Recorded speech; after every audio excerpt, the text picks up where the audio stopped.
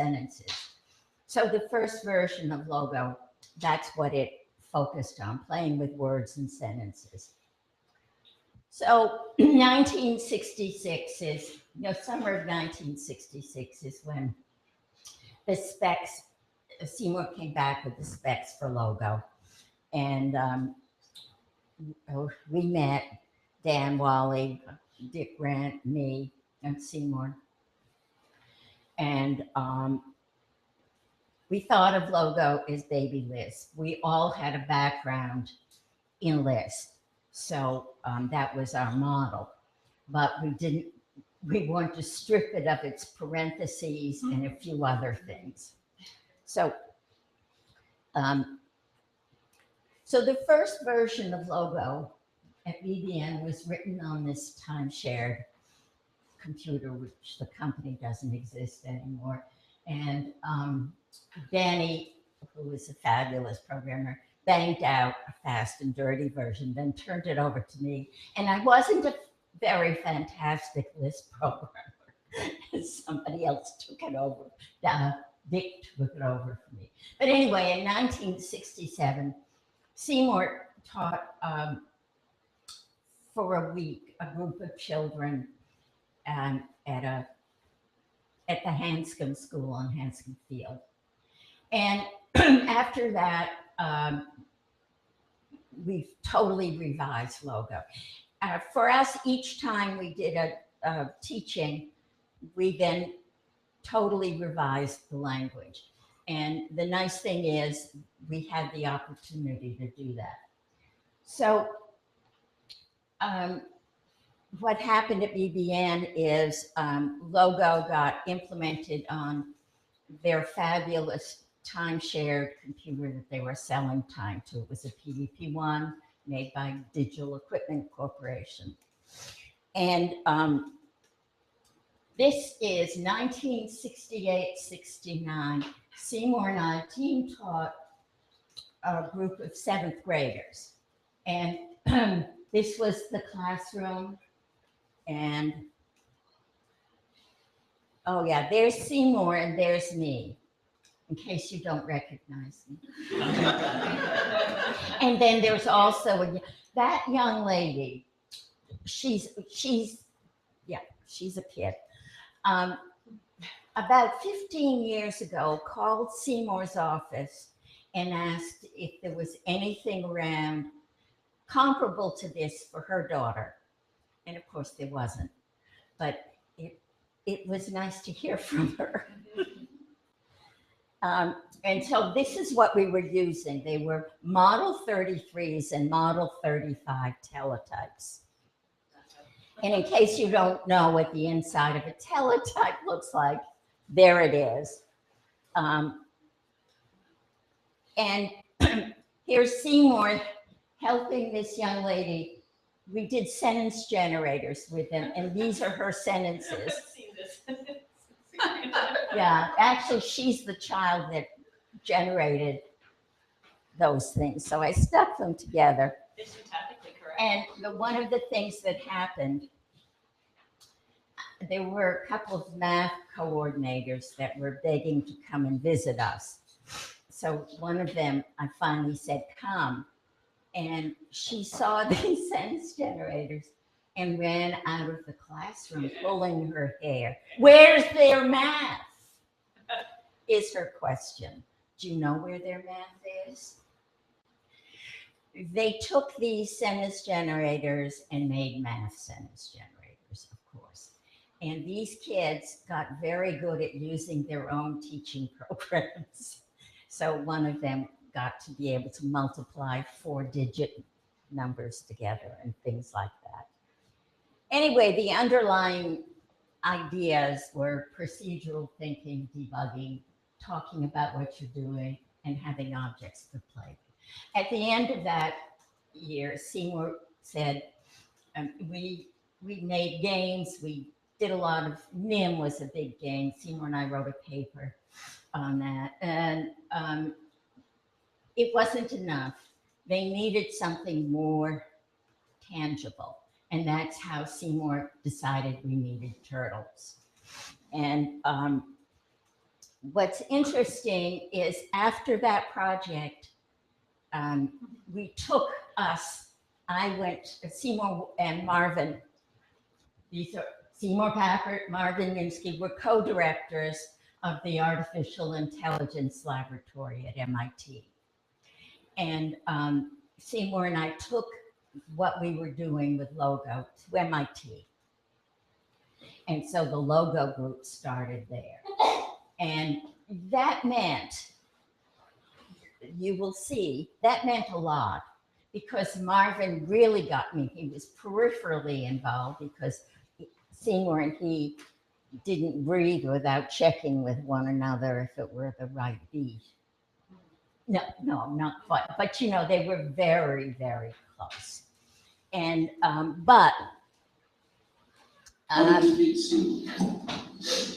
was at that meeting where we both gave the same paper in England. I don't know how to Was the reduce this. reinforcement by changing probabilities. I forget what the application was, but we both proposed a kind of reinforcement learning mechanism. And exactly Seymour and Marvin met in the summer of papers. 1961. And that's what there was a conference in Teddington, I believe, England.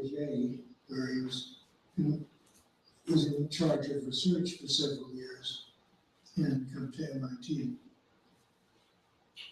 That's that. But what happened, come on. It's done. Great.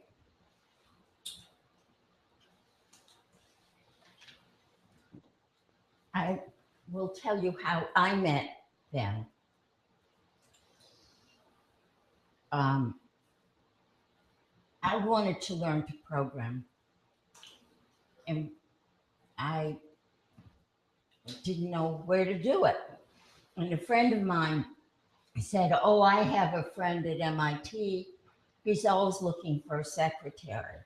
And being a modern woman, I became Marvin Minsky's secretary. And so in the fall of 1962, I got exposed to the hackers galore and the AI lab. So, and then Seymour came along a year or so later.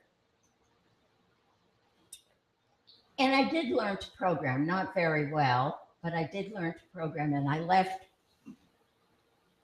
there, and Marvin got me a job with a friend of his. And I programmed there for a few months in Fortran. I learned a bit of Lisp while I was at MIT. Oh, and giving you an aside, maybe I don't have time for an aside. I was going to give you a Joe Weizenbaum story. But anyway, I don't understand my computer being stuck, but it is. Jeez. Oh, it's upside, I'm upside down. That's because I was upside down, yeah.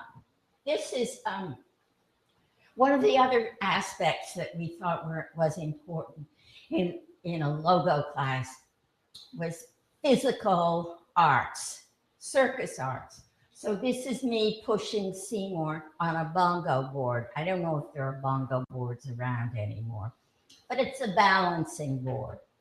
And so that was the big deal. We also didn't, but thought a lot about it. Seymour was a great cook. And we also thought that because cooking is so procedural, that it would be a great experience in the logo classroom to have that. Part of also what we did is we taught kids to juggle. And Howard Austin was a doctoral student at the AI lab. He did his doctoral work on juggling. he was involved with a lot of Leslie College students and faculty, teaching them to juggle and relating that. But what I wanted to say before is, now this is 1970, fall of 1970, a year after we left both Braddock and Newman. There was a display turtle. We were using a different time-sharing system. We were out of school. We had a music box that Marvin Minsky made. It was a 4-voice music box, so you could write music in Logo or through Logo. And we had turtles. That one was a canister found in a junk room someplace and then made to work. And that one was sort of a home brew. But we couldn't have had, I mean, the hackers all pitched in. They loved Marvin, they loved Seymour, and they all pitched in, and they were extraordinarily talented. Unfortunately, mostly men. So there's a picture of that one was built at the AI lab. And there was one built at DVN. Oh, this is the kind of graphics that was on, that was bird turd. And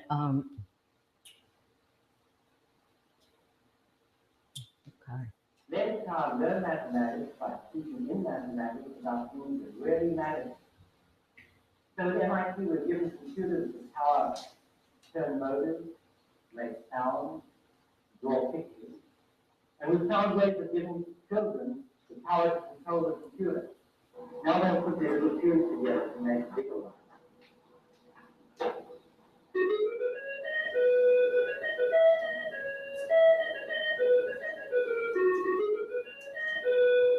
Sometimes I get into cars like this, and it'll, when it was doing it in his mind, the little turtle, the little triangle thing, was on an angle, so it took a picture on an angle. A computer-controlled turtle is made to draw and dance by programs so simple that all children invent them in the first days of the course. That's the child requires a taste for math power that grows and grows as his projects become more original, more complex, and more varied.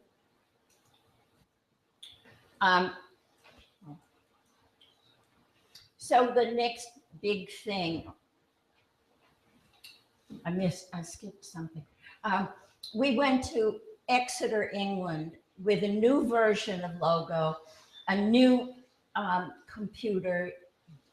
We had a Digital Equipment Corporation PDP 11, and Exeter, the University of Exeter was buying it. So DEC sent our computer over, a computer over there. And somebody in the lab had built these huge graphics stations. And they went over too. Actually, my nephew Eric was over there, was 12 at the time. Yeah, he's very old now. He was 12 at the time. And he came over there to Exeter, and there were a couple of other kids who were from living in Exeter who, and from there, we started a company. Marvin, Seymour, me, and somebody else. And what Marvin did was he built a Logo computer. And here he is talking about it. And basically, it's a small, very powerful computer. We invested into it hardware about two private displays. This is the central processor, This, the computer itself. This is a display which shows printed material and these several private files. In fact, you can design your own type file and do everything about speed it up, but display ability. And this is called that.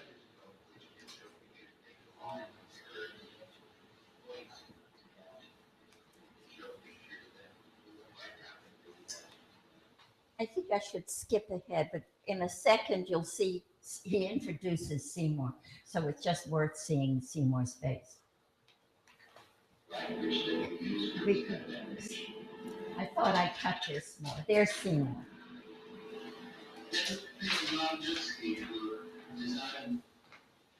Oh, you can't hear him, but that Seymour talking about logo. And anyway, this also was what you could do. I think I'll skip it. And in the company made turtles. The purpose of having this company was to get other people to have turtles. So this was a turtle that the company sold. One of the things that happened in the AI lab, a undergraduate, Radio Perlman, built a button box and built a system called Tortoise, where you press a button and the turtle moves. And so she worked a lot with pre-literate, little ones, 3-year-olds. And the other big thing that happened in there were lots of things that happened, but this was profound. Texas Instruments, the CEO was an MIT graduate, and he also sponsored a school for his grandchildren in Dallas called the Lamplighter School. So he got Seymour to do something for this machine that was coming out, and that's the TI-99/4. And what's incredible about that machine is it had a sprite board, and it had 32 sprites, and it was color. And so this is kids and Seymour pouring over that. It took him a while And before he really acknowledged how important the teacher's role was. Did you think that wasn't so? Well, the important idea was to let the child initiate activities because we want to find out we want to exhibit what the child already can do and then modify or build on it. And in the traditional curriculum, you assume the children are blank slates and try to start from nothing. And so if anything conflicts with the skills they already have, they have to subtract rather than add to their abilities. So Abbott's tactics generally were to let the child start to do something and then steer it or encourage it in new directions, rather than to have a fixed curriculum and constrain the child and sort of ignore what its current abilities are.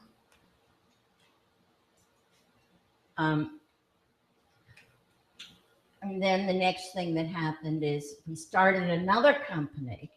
General Turtle didn't last for us too long because personal computers came out just about the time that, like 76, that Marvin was making that machine. Next thing is we started Logo Computer Systems and got Apple logo out in the world. And then the next thing that happened is I and the logo folks joined me. Our research has been motivated by our past experiences in the logo group at the MIT Artificial Intelligence Laboratory, where we worked with Seymour Papert and Martin Minsky. We began to explore the following areas. We looked at ways to control computers through gestures, by touch, by gross body movement. We designed an object-oriented logo and developed applications in it. We built several mechanical devices to add new dimensions to computing environments. We began to build tools for a musical PlayStation. And as always, we continued our work with children.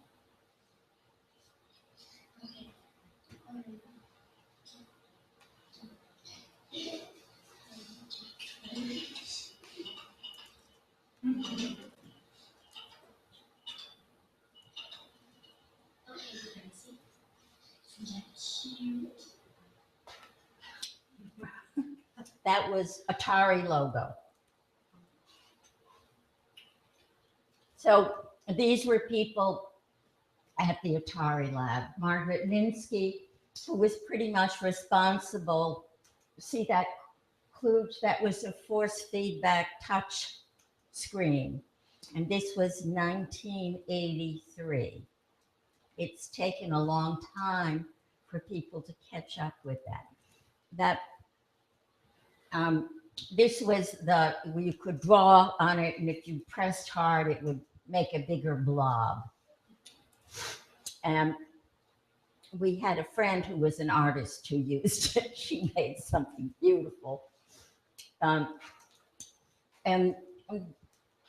20 things, Seymour talked about a puppet, but it wasn't until 1983 that we actually had a computer controllable puppet. You could talk to it in object logo and get it to do things. And this is Gary Drescher, who did the programming for object logo. And this is a force feedback joystick. When Atari shut down, it got sold and shut down. The only thing that the new Atari wanted were the person that programmed that, built it and programmed that. And Margaret used that for her doctoral work at MIT. She did haptics, so she could feel things. And there's David with music. And this is today. I think you could recognize these people. That's Mitchell Resnick and Natalie Rusk. Together they started the computer clubhouses, but they also were together in designing Scratch. And one of the big components recently is Eric Rosenbaum, while he was a graduate student, built the Makey thing, which made it easy for kids to, well, make things. You could play music on your bananas.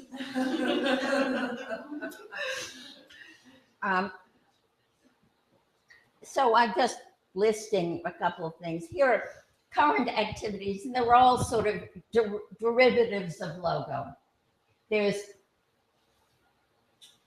the 2500 logo, that's Turtle Art, Scratch, Turtle Blocks, which is a version of Turtle Art. And then this is Snap, which is a version of Scratch.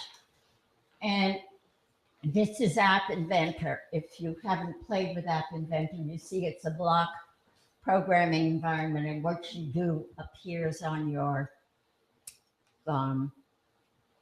Android. Oh, I got two of those. So anyway, I think Turtles, this Lego got developed at the AI lab, and various things happened. I'm going to end with this to say Brian Silverman, who has been involved with logo for years and years and years, he wrote Turtle Art, and he was a major contributor to the design of Scratch and various wonderful versions of logo. Reminded me of this, that constructionism is making things to make sense. Constructivism is making sense without doing things, sort of. And the maker movement is getting better, but it is a worrisome thing because initially it was making things without attention to making sense.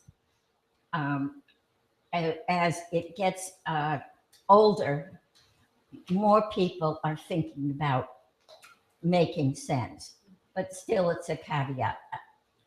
That's it. Okay.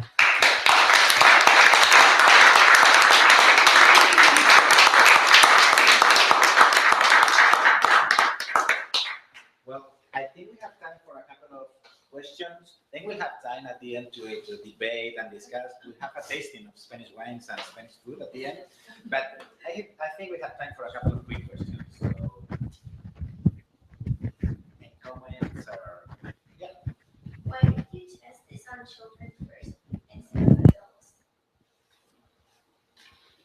Would you? Why did you show the? Why did we use children? Because that's who it was for. Like, why did you make it for children instead of like for adults or other people instead of children? Well, adults could use it, and we figured if we made it, we started out with that as our goal, to make a language for children. Okay, that was just a decision we made. Do you think we should have started out with adults? No, I think it was most adults wouldn't have understood. At the time, it was the only programming language designed from scratch for children. Mostly they were using BASIC with children. And as Seymour already noticed, it disturbed him that that's what they were doing. But today, there are lots of languages. You get dizzy with all the imitations of Scratch out there. And there's a beautiful imitation of App Inventor. Beautiful. But it doesn't let you do any. What is that beautiful imitation? Code.org has something they call App Lab. Yeah. And the user interface is beautiful, but it's web-based. It's powerless. Can I just comment on that question? Yes, If you don't mind, Cynthia? absolutely. And say that what I recognize in your work and the work of the people you describe is this wonderful confluence of Piaget, so pedagogical thinking, researched and understood psychologically in Seymour's head. I'm sure he had this deeply in him. And that's why he would work with children. And Marvin Minsky and yourself and others with artificial intelligence and Lisp to bring to bear together. And it's that confluence that led to, in my opinion, the logo that we see, Well, and its profound value and longevity. I think you're right that it led to, but it wasn't the initial motive push. It wasn't the initial push. Seymour and Marvin were both interested in how children think. It was very important to their research in AI, and the research in AI really influenced how we related to kids. It's true. Have you seen the difference, or have you seen kids that start with, I'm interested, physical turtle versus virtual turtle, and their ability to do physical space manipulation? You know, like being. Yes, I haven't done that research. Nice. I'm You get used to one thing the orientation on the screen, you finally get used to it. Things that used to, especially young children, when there were no boundaries and things went, that got them very confused. But then switching to the floor turtle was confusing at first. Yeah, because you have to reorient your, yeah, either way, but we usually did both. Okay, so big applause for Cynthia.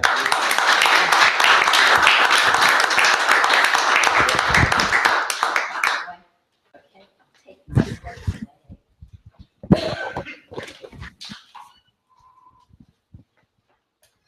So now we have Richard Newwood.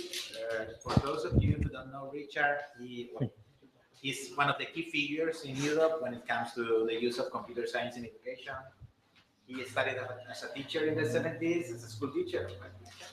Then he developed the computers in the curriculum project in the King's College of London. And then he worked and directed at Ultralab, one of the most important innovative centers in the world when it comes to learning and computers. And now he works in the Trinity College Dublin, where he's a professor. I have to say that the organization of the workshop couldn't cover Richard's travel expenses, and even though he decided to come here and share his expertise, so we can thank you enough, Richard. Ah, it's a pleasure. Big applause for Richard. Oh. I don't recognize this guy as this is talking about. I mean, it's very kind words. And what am I? I'm a school teacher by background. But my school teaching lasted only 4 years in the late 70s, around the time that Cynthia was speaking of. And I'm going to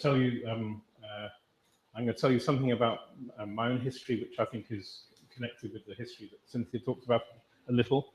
But I'm going to go a bit broader and talk about why we have got to the place we are now, where computational thinking has become some kind of fashionable, exciting thing, and what happened between the days Cynthia first talked about and the time that we're in now, as a way of taking a more sociological, political kind of analysis, if you like. And I was excited when Jesus invited me, because we'd just finished this paper, which, roughly speaking, the title corresponds to, as you'll see. No, I won't go on yet. So this is really hot in my mind and my colleagues' mind. So we'll see how we get on with this. There are too many buttons on here, Jesus. Can you tell me? I'm scared to press them. I'll just press that one and see what happens. No, that didn't do anything. That didn't do anything either. Do we need to do something first? You could just press the arrow key for me if you like. That's what I normally do, you know. I find these things too complicated. I will press the arrow key. So I have a sad thing. Computer scientists in the room? Yeah, I don't do that. Just press it. Isn't it great? Yeah. Clunky. Okay, you let me know, Richard. That's right. Press the arrow key. That's fine. I trust you. Yeah. So go to the next slide. Yeah. So I have to tell you sad news first. My father passed away. Okay, and I can't come anywhere now and not tell you about that briefly, because it's right here in my heart right now. Lovely man and a great man, and I've written a few things there. The important one is the 60 years raising me. That tells you how old I am, and of course he didn't finish that job. So I'm still a child. And here you are. You know, I'm a lawyer, but it's still sometimes. thank you. Thank you. They're useful for something then. You try to always say on. On and connect normally works. Okay. So this is the paper we published in a Czech journal called Pedagogica. My colleagues, I want to mention Nina, Elizabeth, Glenn, and Diana, especially Diana, who was the Marxist amongst us. Okay. And so what we were trying to do is make sense of this this new thing going on, especially in the UK and Ireland. And forgive me for that. I will say something about the States at the end, which you can correct me on, because you'll know more about it than I do. Okay? And that's one of the reasons I've come, is hoping to hear from folks that are based here and know something about what's going on in the States in a way that I can't know because I've not worked here. So I'm going to tell you something about the British Isles first, if you don't know this already. I love this web page. You can see the link at the bottom if you look at the slides later.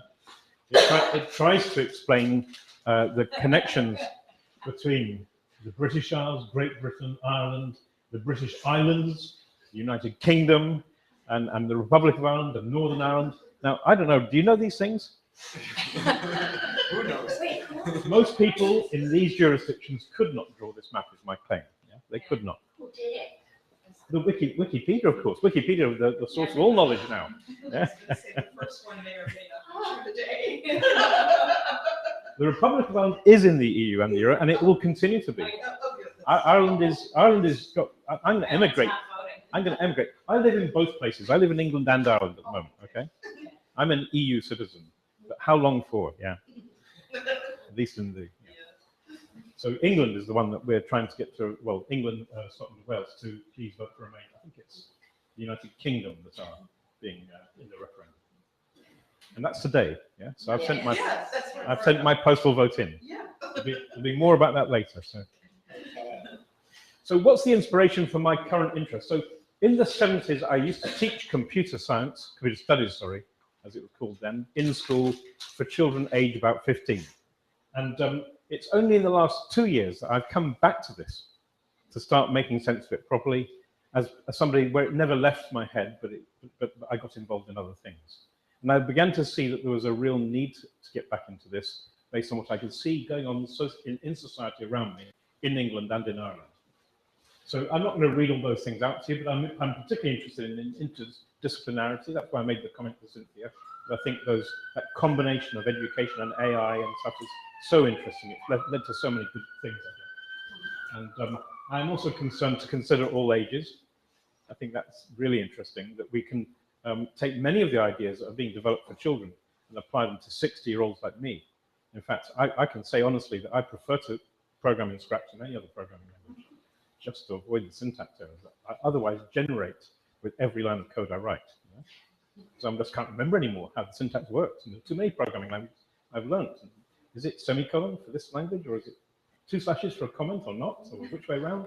I can't remember those things anymore. My memory's gone for that kind of stuff. You know, it's not gone for other things. Thankfully.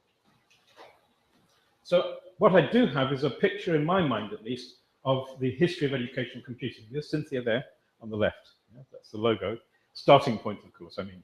And I did wonder, as you were speaking, whether I could draw a graph of interest in logo and where it's been, you know. It peaked in the 80s. Yeah, that's right. And then how has it gone since then is an interesting question. And I'm going to say something about that kind of thing in a more general sense, not logo specific.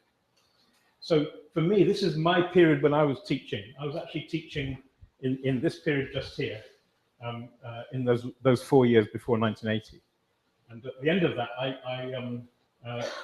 and we were, you know, very few schools that had a computer in the school. And I'll say a bit more about that later, perhaps. And in 1980, I left that to go and write computer simulations to teach science and humanities and other subjects. And we published those programs and sent them out to schools. That was a great deal of fun, those 10 years. And all schools at this time were beginning to have a computer, and some learners, not necessarily all the learners in the school. So it's it still wasn't really a kind of thing it is now. And then something very interesting happened at the end of the 80s. We had been teaching children how to program. And I think teachers were beginning to see that not all children could take part. They weren't all inclined towards programming, one way or another, whether you think it's in Logo or Basic or any other language. They found that some children weren't being creative in that context, were finding it almost an obstruction to their creativity. On the other hand, they could see them using, or beginning to use, word processors, spreadsheets, and other systems, applications we used to call them then, and they still are, but they were particularly called applications then. And we had in the UK this notion of the applications approach to using computers in schools, which is for every child to take part in making something creative in these relatively easy to use things like word processors, spreadsheets, and so on. Now, rightly or wrongly, there was a kind of motive here coming from teachers themselves to say, I can't be doing with something that's only going to attract the nerds. That's a very quick and crude statement. Cynthia. It's the thing I'm catching you on is the word creative. That isn't creative. So I'm arguing that the teachers involved saw creativity I know. in a very broad sense. What they didn't make, what they didn't. got relieved that they didn't have to learn very. There was another pressure. Yeah, no, listen. There was another pressure on them too, which wasn't creative at all, which was about office skills, and that's what I think you're particularly talking about. That drive to teach them word processing because they're going to go and be in a secretarial position. Yeah. But that's not the only reason. I mean, because they're going to go to college or they're going to go to high school, and it's boring. Which bit is boring? Applications approach, word processor, spreadsheet, So and database. another talk that I can't start doing now is called the joy of spreadsheets. I'll do that with you another time. I understand the joy of spreadsheets. I do understand the joy of spreadsheets. Okay. But let me not waste too much time on that because I'm being attacked. Yeah. Yes. Let me skip over that. This other thing, you know, the multimedia stuff also came in, of course, and cameras, being able to take photographs, being able to make videos, being able to put things together in PowerPoint presentations, however much we hate them. The creativity in those for children's point of view, the productivity, the ability to make something they liked that they could use was I think, a powerful thing. But there's also the downside of it, which is all about delivering content to children. This is the stuff you need to know. Another way of making them, coercing them into following your plan. And I don't want to in any way pretend that there isn't that there too. Most learners were beginning to get involved here now in schools. So most of them were being touched by computers. And then in the 2000 period, you can see these little lines going across. These are showing overlaps. You know, the dates aren't accurate. It's a simplification to choose these decades like this. But an internet society began with that era, and IT in England, again, I'm talking about, became ICT. The C of communications was essentially inserted in a document to government in 1996-7. Not government, sorry, to the Labour Party, who became government in 97. And they adopted that idea that ICT was the thing, so they went on. And then here we are, computing's come back, okay, in the last decade. And again, this is very uncomfortable here because Jeanette Wing's paper is somewhere here, really, and arguably influential in making everybody stand up and think what's going on here. The graph at the top, though, is interesting. It's A-level, that's the school qualification in England for 18-year-olds before going to university. This is the number of entries going from 2002. It's mapped into the same timescale, okay? And it went right down to 2000 and I can't see that. I can't read the numbers on the other slide. But we're here at 15, I think. So you know, somewhere about 2011 or so, it was at its worst. So. Do you know what contributed to the decline? No, and that's kind of what. Boring. Thank you. Yes. Cynthia knows. Ask Cynthia. She doesn't. No, she's not wrong. She's not wrong. Is that the tech bubble bursting thing, or I guess it's a little. I think Cynthia's absolutely right. And I got this story from my own children. I said to them, why aren't you doing computing at school? You're doing it at home. Why aren't you doing it? Because we don't want to become Microsoft technicians. You know? We don't want to do that boring stuff. Okay. So it's very interesting, this question of what computing means anyway. And I don't want to get too sidetracked by that. But nevertheless, that's the truth about the way the schools in the UK were going. Okay. And it may be bouncing back, but it might not. We have to wonder why it might not. That's kind of central to what I'm saying today. Okay, and we're here, of course, roughly, just in case you're lost in this chart. And I'm going to come back with that chart a little bit later, so I'm going to press on. I want to say again about something that I've been doing with my colleague Stephen Heppel, who helped to make this Ultralab thing back in 1990. Because after my 10 years of writing simulations, I left doing that at King's College and went to a very, how can I say, relatively low reputation university, but it was the excitement of being able to make multimedia stuff with Stephen Heppel, who became my guru, and I worked with him for 15 years, and eventually discovered. And one of the things we did was start creating this. We saw change was happening. We went out with a van and collected stuff from places, okay? Here is that stuff in a room in Essex in England, okay? And in these crates, there are all kinds of stuff, including logo turtles and including bits of software and paperwork and all kinds of things. That's my eldest son, who's over 6 foot tall. So it gives you an idea how high that pile is. It's about 5 crates full, and the room is stuffed with things. And nobody seems to want to do this except me, so if you're interested, please talk to me afterwards. I'm trying to find a way to make the history of educational computing digitized. I mean, obviously this room is useless. We need to digitize that stuff so people can go back and read about it in the way that Cynthia's been bringing Logo alive, but on the internet, and that's kind of where I want to go with that. The reason I'm showing it is that there have been things going on with technology and learning, of course, for a long time. This is a programmed learning machine. Do you know what that is?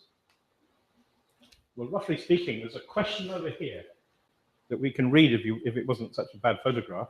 And over here we can write, over here we can write the answer. And there's a knob on the side. You can turn it forward. That moves up. The answer is revealed. My answer goes under this plastic sheet here, so I can't change it. And then I can tick it. And of course, it's a ratchet. I can't go backwards. Does that make sense, what I've just said? So you get questions, you answer them, you move on. And at the end, you hand it back to the teacher who has the key, and can unlock it and go through your whole reel to see what's going on. Program learning of a kind. It's not going on. And it's amazing how that concept has been repeated in software as well, in more modern times. That's why I show it to you, really, to show you that people have been thinking about how to use technology to do learning for an awful long time. This is closer to what I started with as a teacher, where I used the Mark Sense card, not to write numbers on, but to write computer programs. The children did this in my classes. And they would fill in a basic program on about 5 or 6 cards. They'd go into a polythene bag. A motorcyclist would take them to the local computer center, come back a week later with syntax error at line 10. And then they had to fix it on the cards and rub it back and be sent back again and come back again. So over 10 weeks, we might get a 5 or 6 10-line program working that did 5 times 5 equals 25 if you're lucky. Miserable times, but they enjoyed it. They found it interesting. We stepped up a gear when we got to have a teletype, like the ones that Cynthia was showing us, and this is how we connected them to the, not internet, but to the local computer center. Do you recognize this thing? It's called an acoustic coupler, and you can just about guess a phone handset fits in there, yeah? And it would take the audio signals and change them into digital, and then send that up to the computer and back again, okay? So we use one of those. And then this is the stuff I was writing. That's in my archive again. I wrote these kinds of things like circular flow of income and manufacture of sulfuric acid, often finding the kinds of things that were interesting to children, we thought, because they were big, complicated things you couldn't do in the chemical lab of the classroom, or you can't run the economy from your own classroom. But we made the simulation that they could do that kind of controlling thing and then begin to understand the variables at work and the content behind it. I learned at the end of the 80s it was not pointless me doing that, but there was some kind of asymmetry going on. I was the one who was learning about the economy. I was the one learning about the manufacture of sulfuric acid. Why was that? Because I was writing the programs, and I was doing the modeling of those complex phenomena. And that's a real lesson to me. And these are interesting things to do, like games are interesting to play, but they're not quite the same as making them for yourself. And I thought I'd put this one in partly to be provocative, but this is a whole class of toys that still can be bought. The modern ones are the B-Bot. Do you see the B-Bot in the States? And the Blue Bot, which is a kind of Bluetooth version of it. Lovely things for preschoolers to muck about with the program, rather like that button interface that Cynthia showed us. Oh yeah. Yeah. They're long standing, and they've got better and better. But basically, they're your button box on the back of the robot, aren't they? So that the preschoolers can play with them. Oh, they're good fun. And I show you this. This is also in the archive. This is a video disc player. This is the kind of 90s thing, the late 80s, early 90s kind of thing that went on, where they realized that they could put lots of photographs, lots of video, lots of data onto a video disc and let you play with it and use a trackpad and things like that. This is before mice, really. Yeah? So the trackpad was the kind of thing that felt like a mouse. It's not to say there were no mice, by the way. There were mice around, but they weren't commercially kind of big. And this is a paper that man you just saw, Charles Crook, had written and put onto the video disc back in those days, and effectively predicted social media. That's how it reads to me now, in 1986. Okay, so why is computational thinking of interest to us now? I'm going to rush forward a little bit but just say, Jeanette Wing I mentioned earlier on, we all know, she published in whatever it was she published in, and got lots of people going. But there are other forces at work, and this is mostly about the UK, although here I think this is the States down here. And that's only because of my bias as being a UK person. So Livingston and Hope, these are guys that were games company success stories in the UK. They were making some of the most famous games in the world. And they said, we're not getting the talent through. We're not getting these kids through that can write the programs that we want to write. And it's hard for us to find them. So they said, we need to start teaching this stuff in schools. In Ireland, there was Welton and Lau began the Coda Dojo movement, anti-school. We're going to do things outside schools context. And then at the same time, we had Eric Schmidt from Google coming along and telling the Edinburgh Festival that here we are in England, or not England, sorry, getting back to my diagram earlier, in the United Kingdom. Here we are in the United Kingdom where we have such a legacy of invention around computers. Why aren't the children being taught how to program them? And similarly, Steve Ferber then wrote this Royal Society report about computing in schools and how weak it was. So you can see that then we have society beginning to kick back and say, yes, we think it'd be more important that they learn programming in Ireland than learning Irish. I don't know if you know that Ireland teaches Irish to its kids, it does. And so that's not a popular idea, teaching Irish to kids, even though I think it's a very good one, personally. And we'll get left behind is a kind of common call you'll find almost anywhere in the world. Right? Okay. So those are the forces at work, you could say. So I got interested in this, and interested in particular in the research that lies behind. And this is a kind of chart, again, mapped onto the same years, well, not very beautifully, graphically speaking, of citations of 11 key papers on cognitive effects of programming. So the basis for computational thinking is it's going to be good for children. They're going to have good cognitive effects on them. They're going to become better thinkers. Okay, and programming is the key way to teach that. So if you take some of the best papers that were written back in the 1980s, around the time that Cynthia is talking about with her logo, you'll find that they're cited very, very frequently in the late 80s and the 90s, and then it trails away to almost nothing in this decade here. And then suddenly they're back. Okay, people begin to cite them again. So I don't know about you, but this is evidence for, in my opinion, it's an evidence for a lack of research activity in this period. And remember I was saying about the chart of the logo interest. Here I'm talking about the research. I think we've just lost interest in that period about the cognitive effects of programming, with a very few exceptions, of course. Scratch wouldn't be here if there weren't those exceptions. But there is, worldwide, a real problem there. And I'll argue later that that some research needs doing. So what can we do to explain this story? Do you know who this guy is? Well, it's Karl Marx. Yeah. The paper I've told you about at the beginning was published in this pedagogical journal in the Czech Republic last year.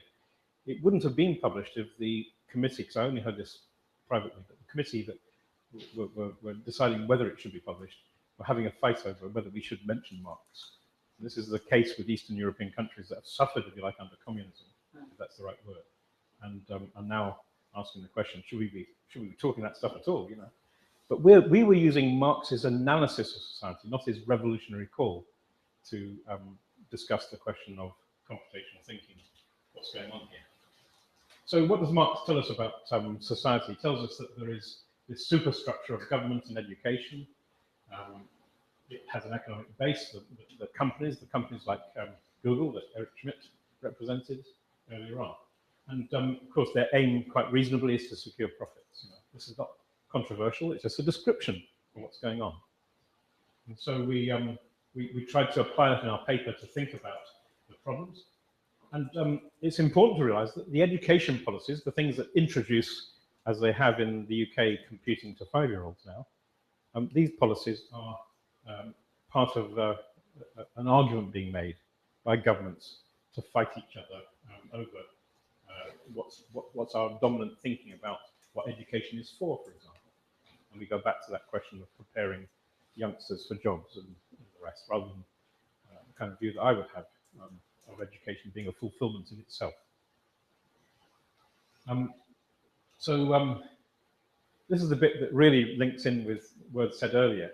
I think it was your words. This Heckler quote, I love it. Men collectively wondering what to do.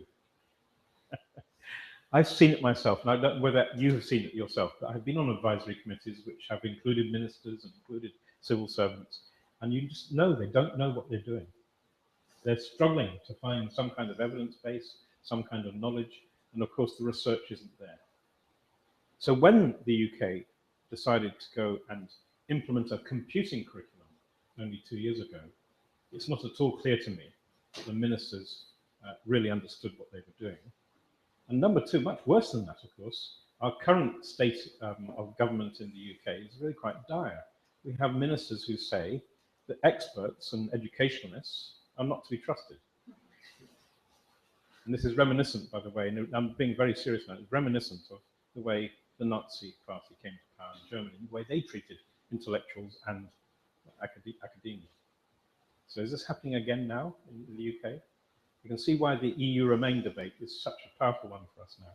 This fear of immigration and this rejection of advice, because all the advice tells us that we should remain. Advice from experts and people that should know. But in the battle over this vote, we're being told to ignore the experts. So the question is, which experts or which people are those puzzled policymakers? Who are they listening to? What's making them go that way? And I would argue it's the idea that we need to have a computing industry, we need more programmers, rather than this is in the interest of children's fulfillment in a broader sense. So that's one example. On the left is the UK scrapping ICT, information and communications technologies, that broad-based notion of digital literacy, very, very kind of all-inclusive kind of thinking, to a much more computing-oriented curriculum. But in Ireland, Ireland I'm very fond of. You mustn't think I'm trying to disrespect Ireland when I say this, but they, at this present moment, have this rather interesting 36-year-old document still being used to talk about the requirements for teachers in computing in schools. And the bit at the bottom here should be emphasized that new curricula are in development. They are actually thinking very hard about this. They do have digital strategies that are actually very interesting, and particularly early learning strategies that are interesting. So I don't want to diss Ireland here, except to say that it's like many countries, is in disarray with its thinking, and it's not joined up. Those confused men, and I keep saying men deliberately, because I think they're the ones that are in some kind of trouble here, macho-wise, are struggling to make sense of it. I have to just comment on the Cecil in there, by the way. Cecil is misspelt there. It's C-E-S-I-L, and I used to teach that to my kids in the 70s. It just shocked me that that's coming out now. There you go. So where are we? And these are my opinions. I'm not going to read through them. I'm going to pick on the last one, which I think is most interesting. What I hear in this discussion about computational thinking and programming is that somehow the professional tools and practice are the thing we're aiming for. And that's, to me, like saying we want these children to come and supply us with more skills in the languages and the ways of working that we already know and do and want to build from. But I think, actually, those professional tools and practice are in no way fixed. I think they are a moving target. And the most interesting thing to me of all is that they may yet learn from education again. Because so much of what has become professional started its life with children-centered thinking and educational thinking. We forget that past very quickly. We haven't mentioned Smalltalk, for example, have we, today? But Smalltalk, as I understand it, was developed as a children's language. I'm not going to get Cynthia going, am I? Not now. So we'll pass over that quickly, but only to say that it became a very professional tool and not a children's language at all, quite quickly. What was that about? Why does that happen? And where do we go? Well, I think the most important thing on this page is the improving our theoretical and practical understanding of computational competence. I really want to know more about that. And to that end, I'm coming close to the end of this whole speech. Yeah, more on that, more clearer theoretical and practical understanding. Again, I'm not going to dwell on this slide, except to say, you'll notice at the top it says that every child has emerged since 2006. Where were they in 1966? Because computational thinking first uses a phrase in that period that Cynthia was describing earlier. Not widely used, I don't think, in the same way, but certainly. I've seen when I used that, and they cite his paper of 1970. That's right. That's right. But our meeting was very different. I know.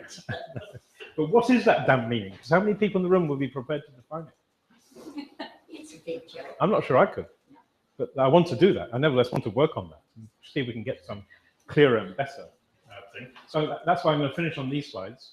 You're glad to know I'm going to finish. React is a project that Gregorio and Jesus and I and others in Europe have been putting forward to the European Commission to try and get money to do some of this work. And this is the blurb we put in the beginning of the proposal, which is like, meant to persuade them that it's amazing because we want the money, It doesn't mean to say that we believe this. We're trying to pitch to the same kind of analysis I was giving you earlier about society. We're trying to pitch to people who are thinking that way. So we're not concerned too much about whether this is exactly how we feel. But I do think I have some time for this diagram. This is us trying to persuade the European community. This is a diagram from our bid, trying to persuade them that we're going to do these new things. So here's React, our project, our brilliant project. We're going to do these 2 extra things that we don't think any of these other projects are doing. Yeah. Otherwise, why would they give us any money if other people are doing it already? And this is one of those slides which is highly contestable. I mean, here are some Science Foundation, National Science Foundation projects. I'm claiming that they're only doing those 2 things, but they could be doing these 2 if only they were, wise enough to do that. And I'd love to have your feedback on any of these slides anytime in the future, because I'm really not confident that I'm telling the truth here. But remember, we're trying to write a bid to get the money. So. And then we have this idea of scope. Somebody talked about it earlier. Why are we focusing on children? What's wrong with all these other guys? Do the same lessons apply? There's plenty of adult education going on. And by the way, all those people saying we need to introduce computing in schools and programming in schools because we need those programmers to come and help industry. If they're starting with 5-year-olds, how long is that before they actually make any impact? Yeah, it's in the order of 12 years, isn't it? At the very best, maybe longer. Why aren't we training adults who are already in those jobs to be better able to make use of the tools in a creative way to make their productivity better? Interests me a lot. But there's also the non-formal and informal. What about just life fulfillment generally? Why would I not want to use programming in art? I mean, art in the sense of leisure, rather than art in the sense of professional art, perhaps. Certainly children love that, don't they? And then finally, this idea about outputs from the project we might make. We think we could even go down this road of hard-nosed, knowledge-based thinking. Who knows? We're going to try if we get the money. Okay, so that's really, me trying to set out an agenda through those slides of things that we should do that we're not doing, perhaps. And in general, that's my call in this talk, that I don't think the research has been consistently done over the last 2 decades, 3 decades, and we should return to it with a vengeance. And, rather than talk about doing it, we should make sure we know what we're doing a bit as well. I like both personally. And that's it. Thanks for listening. I wondered whether I needed to debrief you on this picture at the bottom right. To understand it, you have to know what I mean by the box and also put a cross into it. Do you know both? Do you know both what those mean? See, it's soccer, isn't it? It's a very European thing at the moment. Yeah. We're going through not only the EU referendum in the UK, but we're going through the usual misery of our national team failing. Okay. So the box is the penalty box, yeah, the area around the goal in soccer. And putting a crossing means kicking the ball so it lands on somebody's head in that box and goes straight in the goal. Yeah? Can't do either of those in England. At that point, I'm going to stop.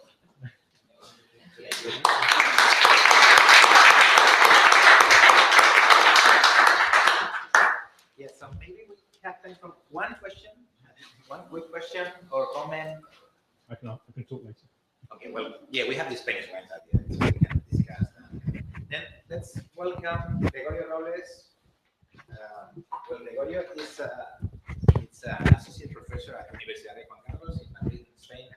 He earned his PhD in 2006 with a thesis on software engineering on free open source repositories. But he's very active as well in the field of technology-enhanced learning, in particular in the study and evaluation of computational thinking. And well, he's my PhD advisor. May I say he's a wonderful. So thanks for the gentle introduction. Actually, this is common work with Jesus. So I put even in the slides his name first because it's really. Why is this? So We use free software. We don't use Windows, so we kind of lost here. yeah, this is LaTeX and Beamer and so on. You get a PDF and okay, we got it. So here, this is Jesus is the one who does really the work, and if something is wrong, it's usually me who does not the correct work for being a good advisor. So I'm gonna talk about how to assess the computational thinking skills of students. So in his previous life, Jesus was a teacher at school. So he came to me and said, I want to do a PhD on something related to this. So he had a lot of experience on that. So,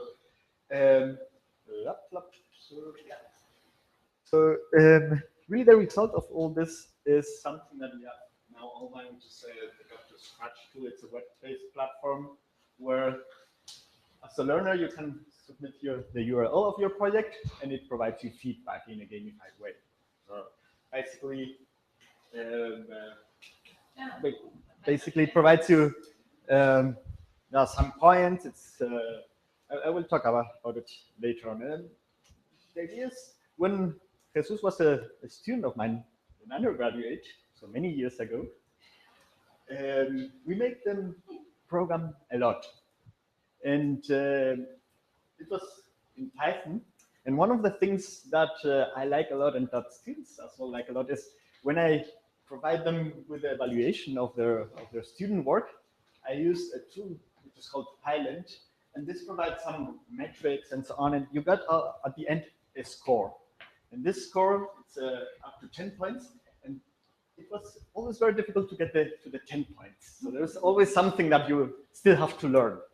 So you can configure this tool, and at the beginning, I don't look at all the details. And while the semester goes on, I put more details, so it's never possible to get a 10, but you always are very close to it. So it was like all the students said, why didn't I get a 10? Oh, let's look at it. Oh, so I haven't done this. So they learned just by looking at the score and looking, oh, he's got a better score than me. And well, interesting enough, for the final mark, it's not that important, but for them, it was very important to have a 9.4 out of 10 or 9.7 out of 10, which is fantastic for us as teachers. So when Jesus came to me and he said, yeah, I teach Scratch to my pupils.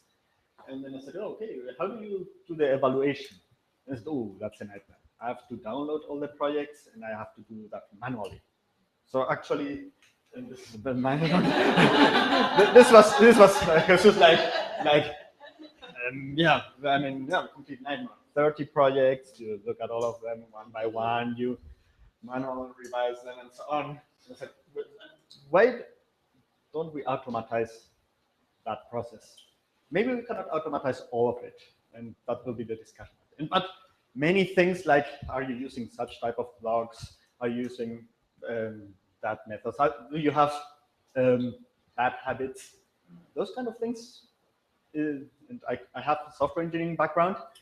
Those kind of things are known for very long. And well, that's the idea of Dr. Scratch. The first thing that we did is remix ideas from others. So let's see what others have done. And yeah, many of you know the names up here. I mean, there's Mitch Wessing and Carl Brennan over there, and well, people at Stanford. So we looked what is around, and we saw that one of the problems is there's already something there, but it's not usable. I mean, if you go with those tools, with Herbal, for instance, which is command line, you have to have Linux. You have to already be a geeky teacher to use that. So we have to make life as easy as possible. And that's when we came with the web interface. So that was one of the problems that we wanted to solve. The second problem is, what do we want to assess? And this is very specific now for Scratch. So we sat together and started thinking about the several dimensions that we could assess. And we found for Scratch 7 dimensions. Naturally, this is one of the things that is now limiting. We are trying now to assess for other programming languages, and there are dimensions that are very Scratch specific. And Scratch is a programming language for doing interactive programs, and if we think on other programming languages, this is not the case. But the idea here is you take a program, and then let's see if we find elements so that we can assess any of these dimensions, and say there is a basic developing development, or you're proficient in this. So at the end, this is 7 dimensions, 3 different levels. So that's why we give points from 0 to 21. So if you have all of them, and you're proficient in all of them, you get the 21 points. So for instance, here that's logic. So this is logical thinking. So as you see, here a difference from basic, which now which are the different. Here it's because you have 2 ifs. So this is basic. Here you have if else. So that's developing.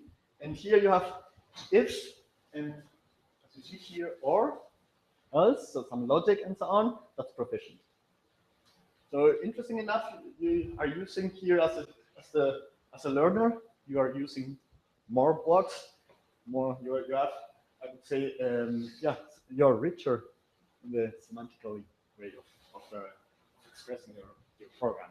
And then you get here, to do the on the bottom you get the 3 points on this. And here's for data representation. This is another example that we have. So we analyze Scratch programs, and then we look for these patterns, and then we provide for all the 7 dimensions a score from 0 to 3. And for instance, here in data representation, I'm not going to go to the details because we don't have that. You would get 1, 2, or 3 points depending on this structure. So that's one part. One part is, okay, you've got your program, so let's see what type of skills you have out of your program, out of the richness of your program. The second thing is we can take an idea from software engineering, which is the concept of bad smell. So bad smell is defined as, there's a program, it works, but it smells bad because, well, if you want to maintain it, it's difficult to understand, or somebody else won't understand it. This is something that hints to a future problem. That's not a problem nowadays, but maybe a problem in the future. So for instance, dead code. So there are a lot of code, but it never gets run. So that's a problem. At least if you want to read it, and you have to read it, and you don't understand it, it's even not important that you understand it. It never runs. So why is it there? So there are many papers on the software engineering literature about dead code and how to identify it, and the amount of dead code that exists in programs. I say around 5% in Windows, etc. So or attribute initialization. I mean, if you know Scratch, or default names. Maybe a better time. Default names you get the sprites, and it's sprite 1, sprite 2, sprite 3. And if you got 50 sprites, you don't understand your program, because what does sprite 50 doing? Sprite 40? No idea. Why don't you name sprite 40 cat if it's a cat? And this is a bad smell. I mean, the program would work perfectly fine, but it's not a bad smell. Oh.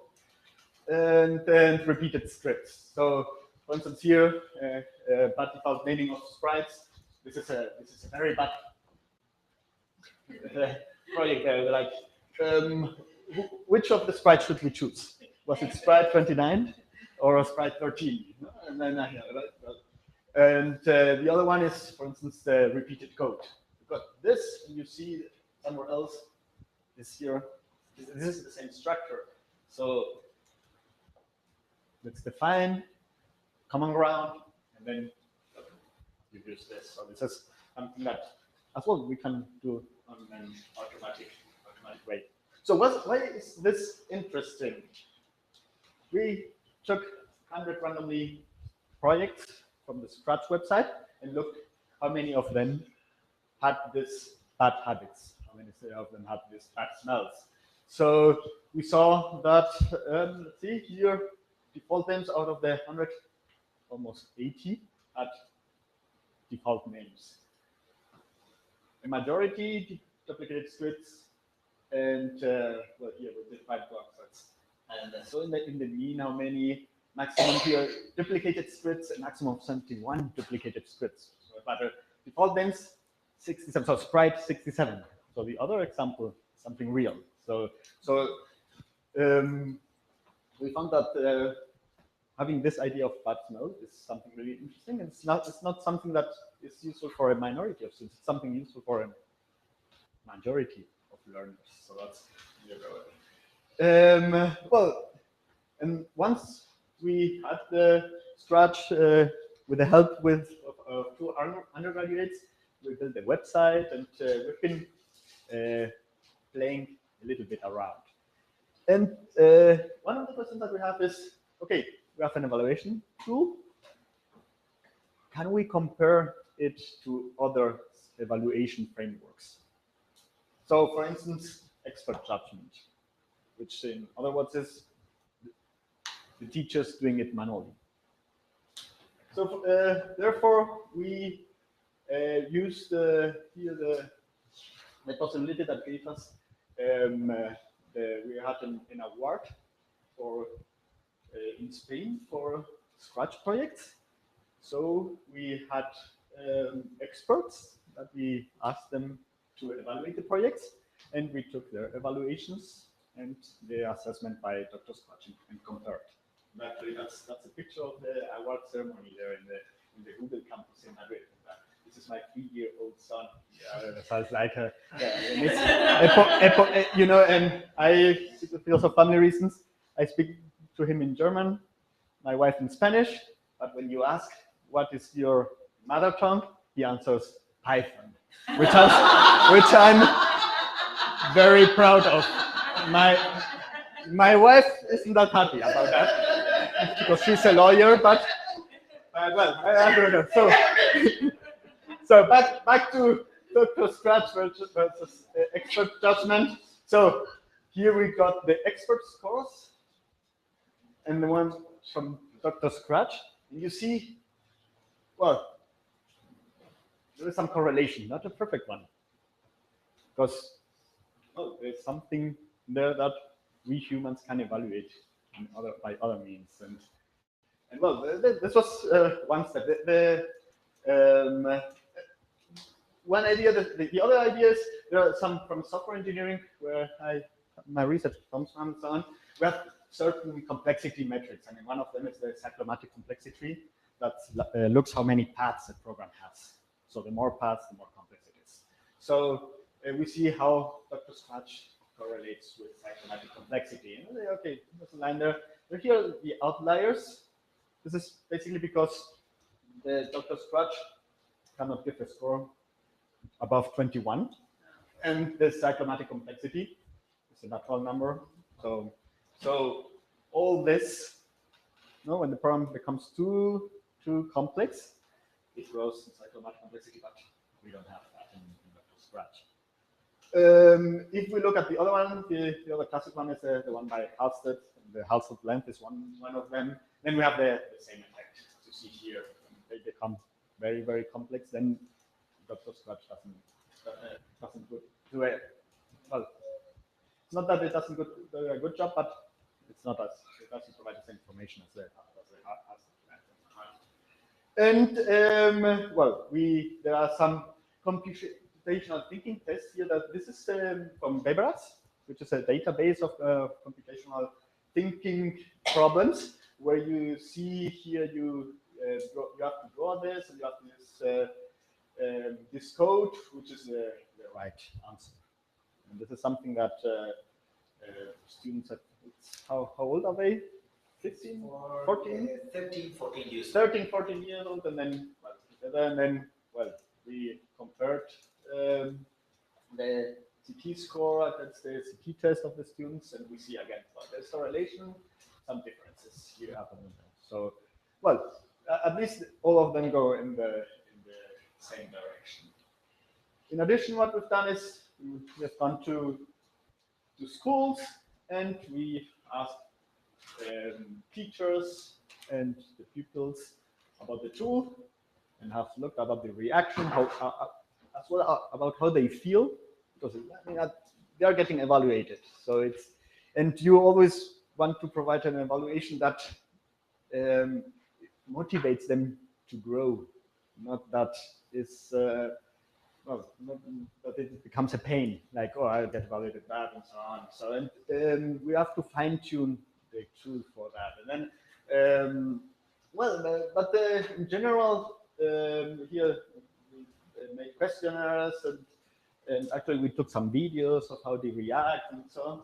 And well, here, do you think what do you think about the website? I think if it's fair, it's attractive, and so on. So this is something that we have to consider for the tool. So, okay, once I've talked about this, of course there are many limitations. So this is just a tool, and so this gives, say, superpowers to the teachers in the sense that usually in Spain they have 30 students, and you cannot manage all the 30 students by one, because especially when you teach to program, there are some students who need more time than others. So I think this complements the teacher evaluation very good. There are certain skills that are very important for computational thinking that Dr. Scratch doesn't address. So debugging. And this is very important. More if you are a professional programmer where you know you do error and then correction, error correction, you program like that. Or all this social part of remixing. You learn in a society, you remix, you take others' ideas. And this, Dr. Scott is taught us, yeah, you are working in isolation, and this is your project. So we forget about all this remixing. And then I put this just before the presentation, because I was last week working on with people who do UML, and UML is the previous step of programming. It's designing, and we don't get. I mean, when I was talking to them about this workshop, they said, "Do you teach the pupils to design?" Not at all. Well, design is very important. And then you know, 30 minutes about this. Yeah, I know. Okay, we should think about how to do this. Of course, here we do this for creativity, and at the end we don't evaluate data. So maybe we are evaluating a previous phase. That makes creativity possible, but we don't have value data for our analysis portfolios. Right? Here, if you look at what which resonates to is democratizing digital expression, we don't look at that. So we really look at something which is lower level, and maybe if our assessment becomes important, then this may become secondary, which is completely wrong. This is the important thing, not the assessment given by Dr. Scratch. So that's something we shouldn't forget about. So, well, we've got lots of future work on Dr. Scratch. So we want to do user accounts, teacher and organization dashboards, so that they can control and see how the learning of their pupils is improving. We want to share all the data that we have in an anonymized way with researchers to see how people evolve. And then interesting, we're talking about here the Dr. Asterisk. Want to use the ideas for Scratch and assess other learning environments. So we're thinking about Python, Python, Pencil Code, App Inventor, so on. So the idea is, well, you have some references here, and just getting out of time. So, but I would like to take you from here is, well, we have this tool which is up and running. You can go there, .scratch.org. You can test it yourself. We have compared it with other assessments that you've seen, and well, they go in the same path. They complement each other usually very well. This is still work in progress, so it's not finished. We are working out on it. We are looking up. We're looking to have lots of data to see how students learn and to do data mining on it. I mean, this would be probably learning analytics. And then we want to apply the same ideas to other environments. And this, so I'm very grateful for your patience, and thanks a lot.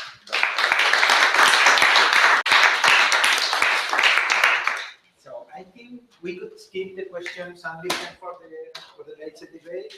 So please, Gilly and Jackie.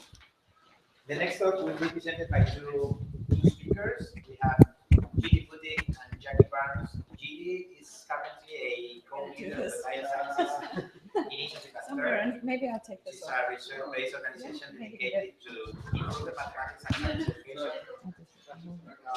The goal is to develop an integrated K-13 progression in life sciences curriculum. And well, Gilly is the principal investigator of Building Systems from Scratch, which is an NSF-funded project that will be presented today. And well, Jackie is a professor researcher at Northeastern University, and well, she also works in the project. So. Thank you. So that doesn't look like my talk. No. This is yours. Okay. All right. So this is a collaboration, as Jesus said, between Northeastern and Turk. Turk is a nonprofit R&D foundation just up the street here in Cambridge. We mostly get federal funding for our research and development projects. Oops, what did I do?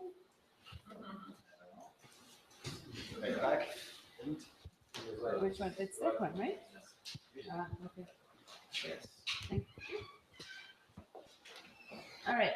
So the goal for the project was to research an innovation where we are integrating Scratch and climate science learning in the classroom in middle school in 8th grade. And our idea was that if we adopt a systems-based approach, the affordances of programming, systems in programming and systems in climate science, that there would be a synergy there that would support learning both in computational thinking and in climate science.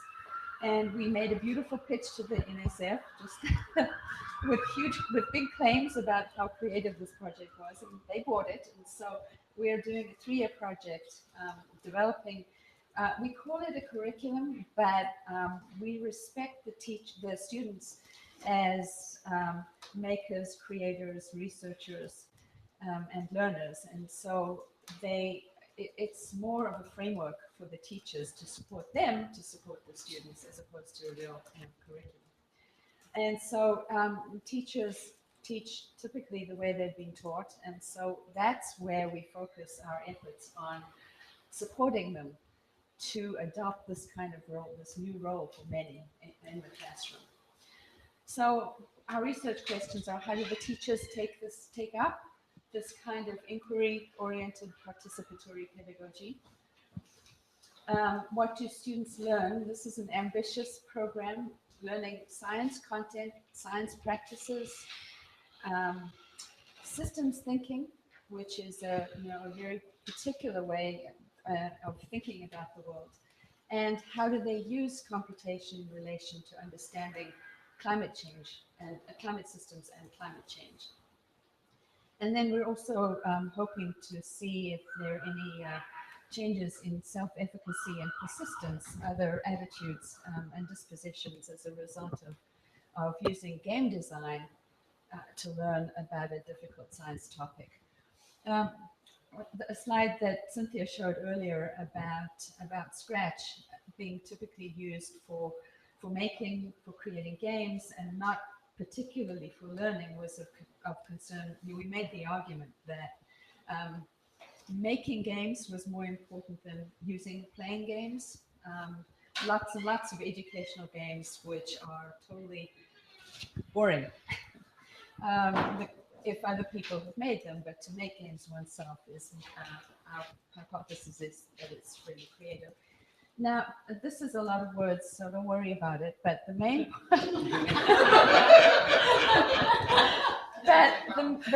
the main thing is the big stuff at the top. So we have adopted this design conjecture approach where if we can describe the tools that they're using, so Scratch, systems diagrams, and a bunch of other stuff.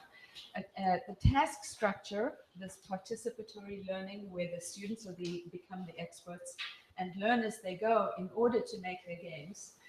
The participant structure we set up, collaborative work, programming, co-creation of games, discussions together, and the discursive practices that we support in the classroom. So asking questions, creating, explaining to each other, user testing, debugging, all of these practices that are incorporated into the instructional materials, then we'll get engaged students who learn. Basically, that's what that says.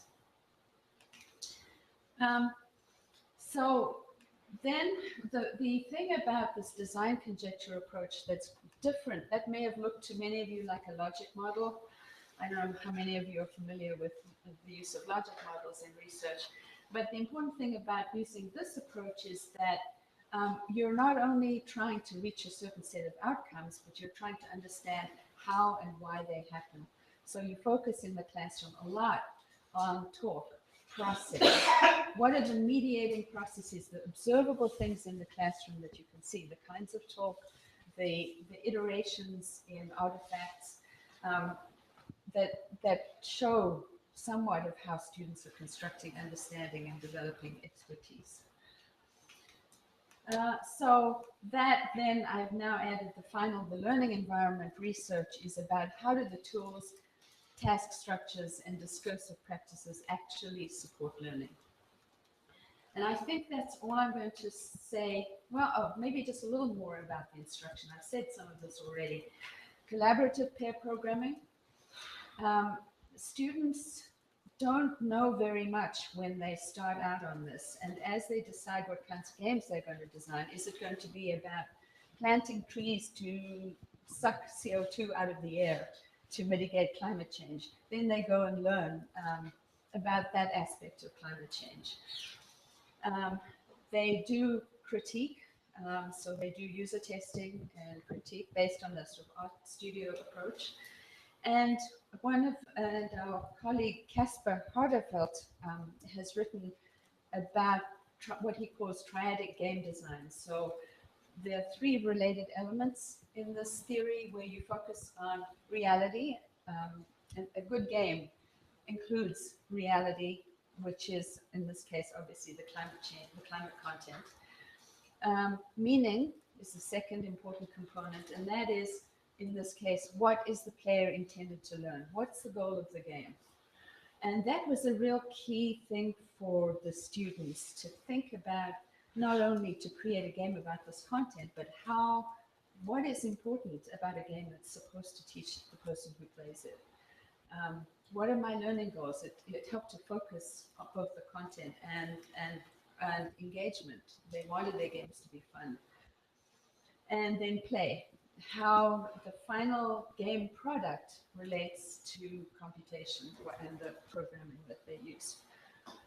So quickly, our methods are, this is a design-based research project. So we developed a hasty sort of framework for the curriculum. We've just finished implementing it. You change things on the fly. It's not, it's not super structured. And so if something's not working, you change it, you document it, and then you try and use the explanation both to understand how students are learning and how to improve the curriculum. And then in year 3, because this is the era of quantitative research in this country at least, we have a quasi-experimental comparative study where we'll compare Scratch classrooms to just business as usual, learning climate change. And we're going to compare those two things. Loads and loads of data, way too much data. We're crazy. We're looking at games, we're doing assessments, we're doing interviews of students and teachers, we're observing in the classroom. So we have lots of video. So now I think I'm done. And we'll hand it over to Jackie to talk about the computational thinking in particular.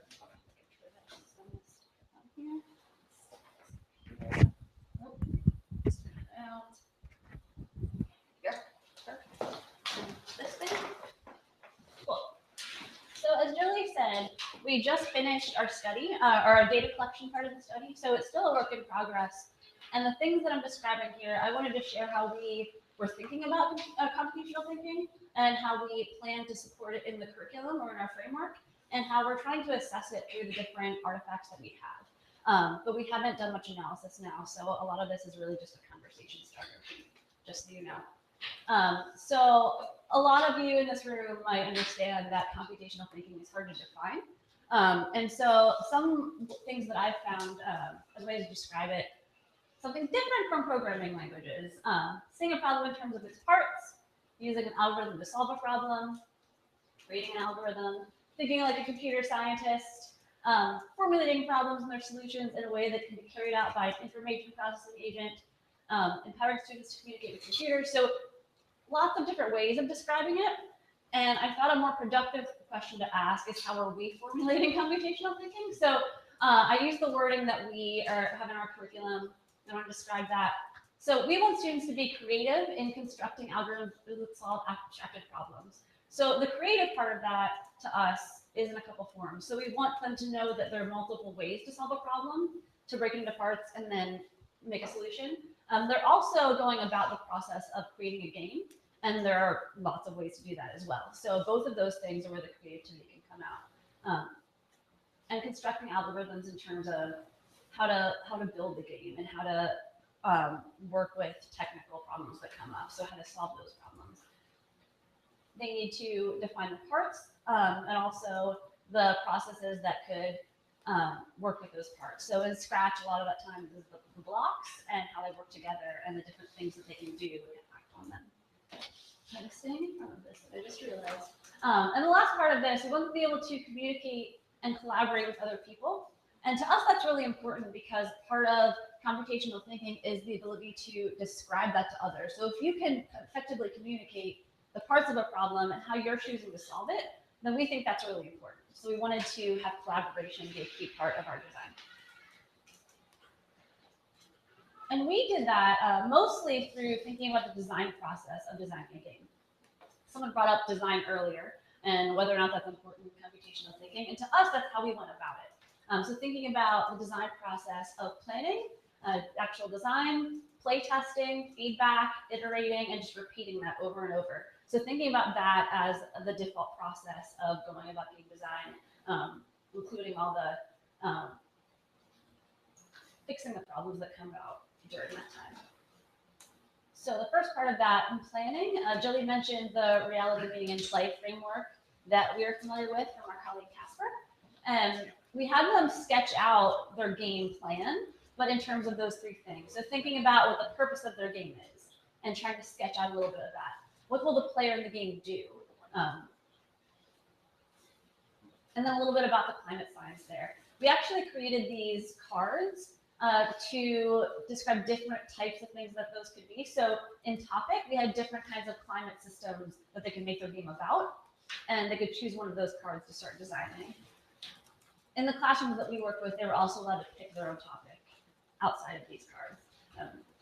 They were also given the genre card, which is a type of game that they'd be creating. So an adventure game, a strategy game, a puzzle game, things like that.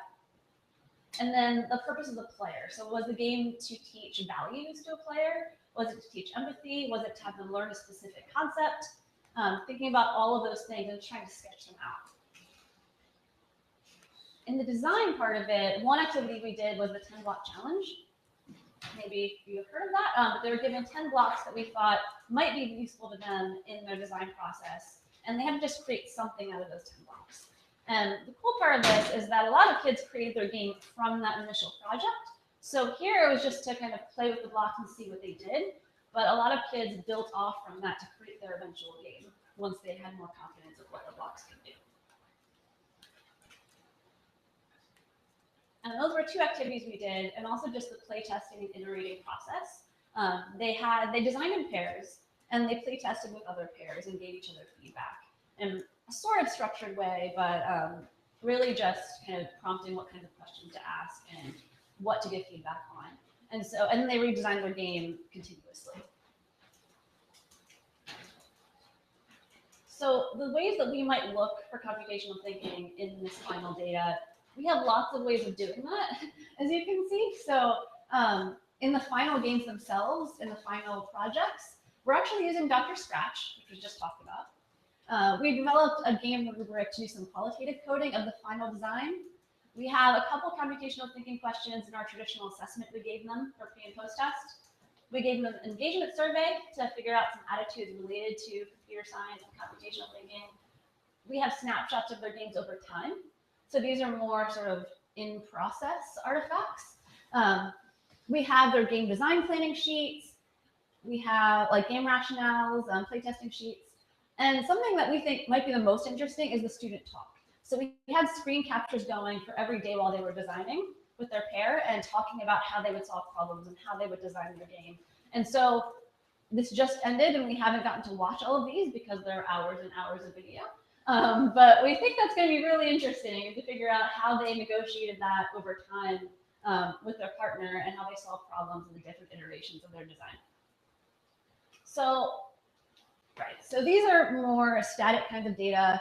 This might answer like, is there CT and how much? Is there computational thinking there? And this might give us more insight about what does it look like and how did it develop over time? Because that to us is what's really interesting to help support it in other contexts. So rather than go through all of these, I wanted to try to start a conversation about how one case, one game that was designed looks different through these different kinds of data. Because computational thinking is kind of multifaceted. And so we're looking at all these different data types to figure out whether it's there and what does it look like and try to support it in the future. So I'm going to pick one of these games. This is student C and J's game. And student C is the one we're going to focus on. That was one of our case studies. We have our game there, but instead of playing it, I have some screenshots up. They made a game about these cars. One of the colors is an energy efficient car and one's not. Part of the game is figuring out which one it is. And we have screenshots of her game over time to get a sense of how it changed. So one way we're going to look at these games is their Dr. Scratch score. So this was their Dr. Scratch score. It's pretty good. So from this data source, it looks like, okay, they have pretty strong computational thinking. It has to be there somewhat from these scores. Another way we looked at it is our pre and post test. And I find these two interesting to compare. So this is student C, just one of the people in the pair. On her pre-test, we had this question that we asked them to help to try to assess computational thinking. It says, Jamila has built a robot, but she still needs to program it. She wants it to greet every guest by saying, let's get this party started, and spinning in a circle after the greeting. What instructions should she program for the robot? And it asked the student to write out the steps they would need to program that robot. And so in the beginning, before any of the instruction, student C says, detect guest, say, let's get this party started, spin 360 to the right once, and then stop. I mean, it's pretty good. So. But then the post-test, it looks sort of the same, but it says detect guest, identify if guest has already been spoken to. That's new. If not, so there's an if not clause in there. Yeah. Say, let's get this party started. Then spin 360. And then importantly, at the end, she added repeat these steps. Not just stop, because then it would only say hi to one person. But here she realized that you need to repeat that over time. Kind of cool. It's more than just a score. It kind of says the difference between what she thought was necessary here versus here. Another thing we're looking at are their design artifacts. So the game rationale that she has here. I know this is hard to see, so it's not important to see all of this, but she says here that she had a simple concept in the game so that the theme wouldn't overshadow the gameplay.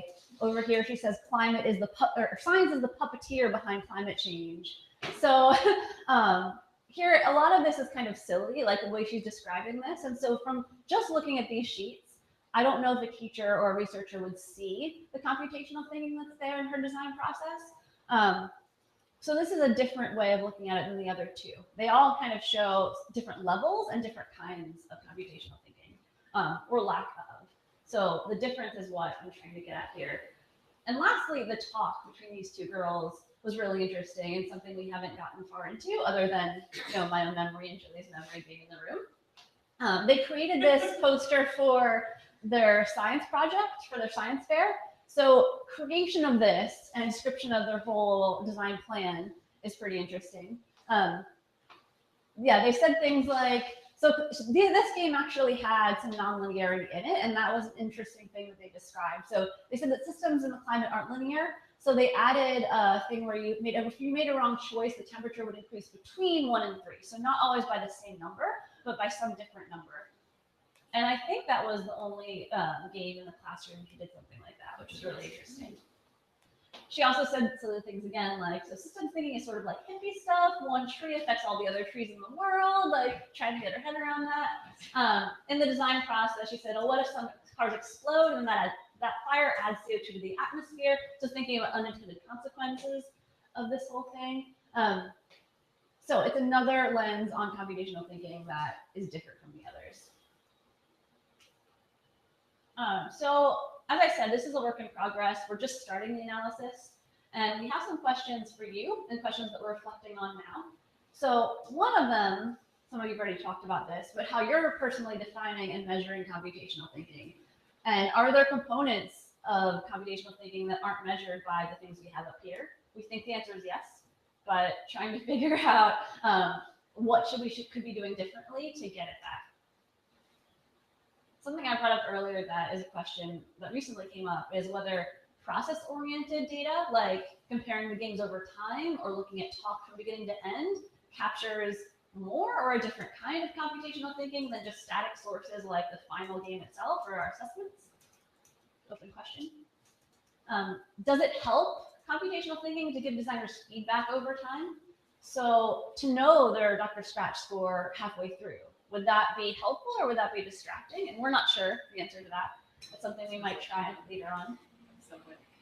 And how computational thinking can be supported by contextual factors. So I thought about the teacher here, because the teacher felt it was really important to just help the kids figure out what was going on rather than tell them how to program a certain thing. If they had trouble, he would just sit next to them and kind of talk them through where they should be looking for those blocks. And that was really important because it was teaching them how to solve the problem by going through these logical steps rather than just giving them which block they should be using.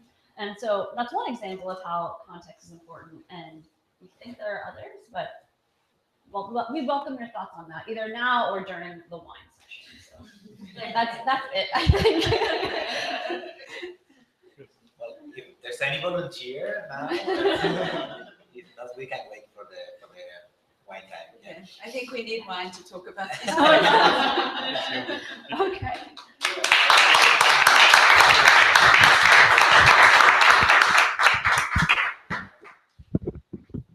Okay. I have just one comment. When you were describing, you said iteration and then repeating. Yeah. And since iteration is repeating,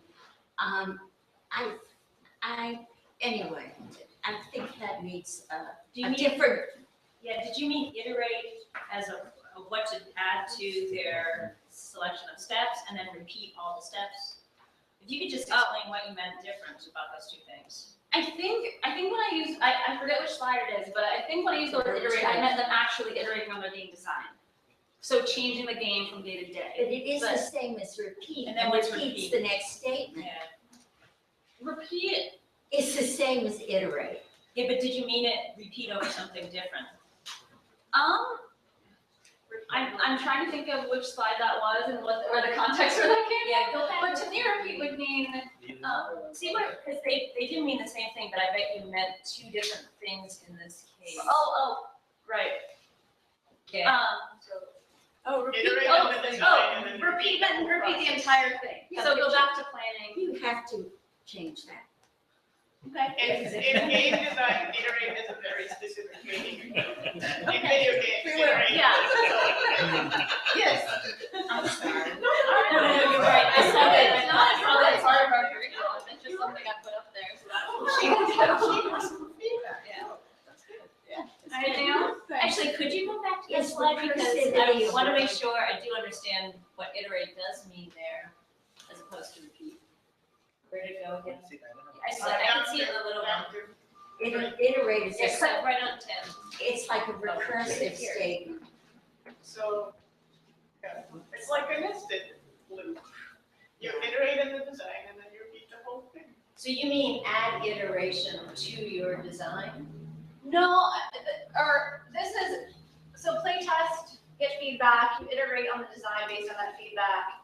And then repeat means to kind of go back to the beginning. So you can reflect on the whole thing, plan a new version of design. So it's kind of just describing a cyclical process. And these specific terms aren't really in scope for us, so just, yeah. So maybe repeat should be recursive, right? Recursivity. Well, I don't know if that's what we're. I don't know if that helps, because anything you can. I iterate over, understood can what recurse you over. meant. I just, We could just take that off, and to me that means similar. well, not if you wanted to iterate from design and iterate later from plan. Yes, That's a that's whole. what we want. You just Yeah, need yes, but then you different nested arrows to show what's nested. Yeah, Yeah. Right. you just shouldn't need to show the nesting. That makes it really clear. Yeah. Okay. I think express it in Scratch. Yeah. Right, we should have done that. That would have been actually beautiful. Yeah. You can do a repeat of a repeat, and that's what you want. Well, thank you. Thank you.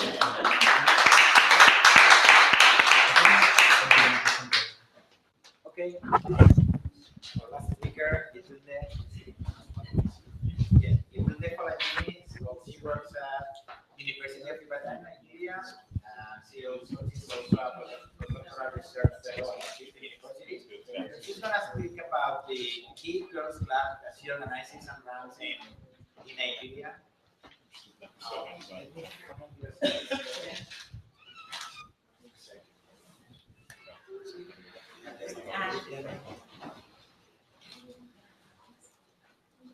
Geek girl. Whoa. I'm just what's the name of the fire? You can tell she's from. Oh, and I think they actually read Geek Girls out, something like that. They just go that one. Can you download it from Dropbox? We have a geek girls gathering in here. How many geek organizations are there? Oh. They're wide. They're all City over the place. They're all over. It's wonderful, No, it's fantastic. but I wanted this. I see. I noticed the Geek Girls Are they related? Hello, everyone.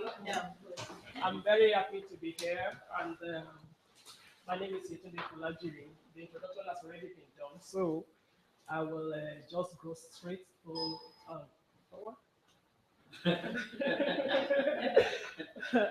I will go straight to the presentation. I work at University of Ibadan, Department of Computer Science and Faculty, and I'm also a postdoctoral fellow at Northeastern University with Jackie and Amy.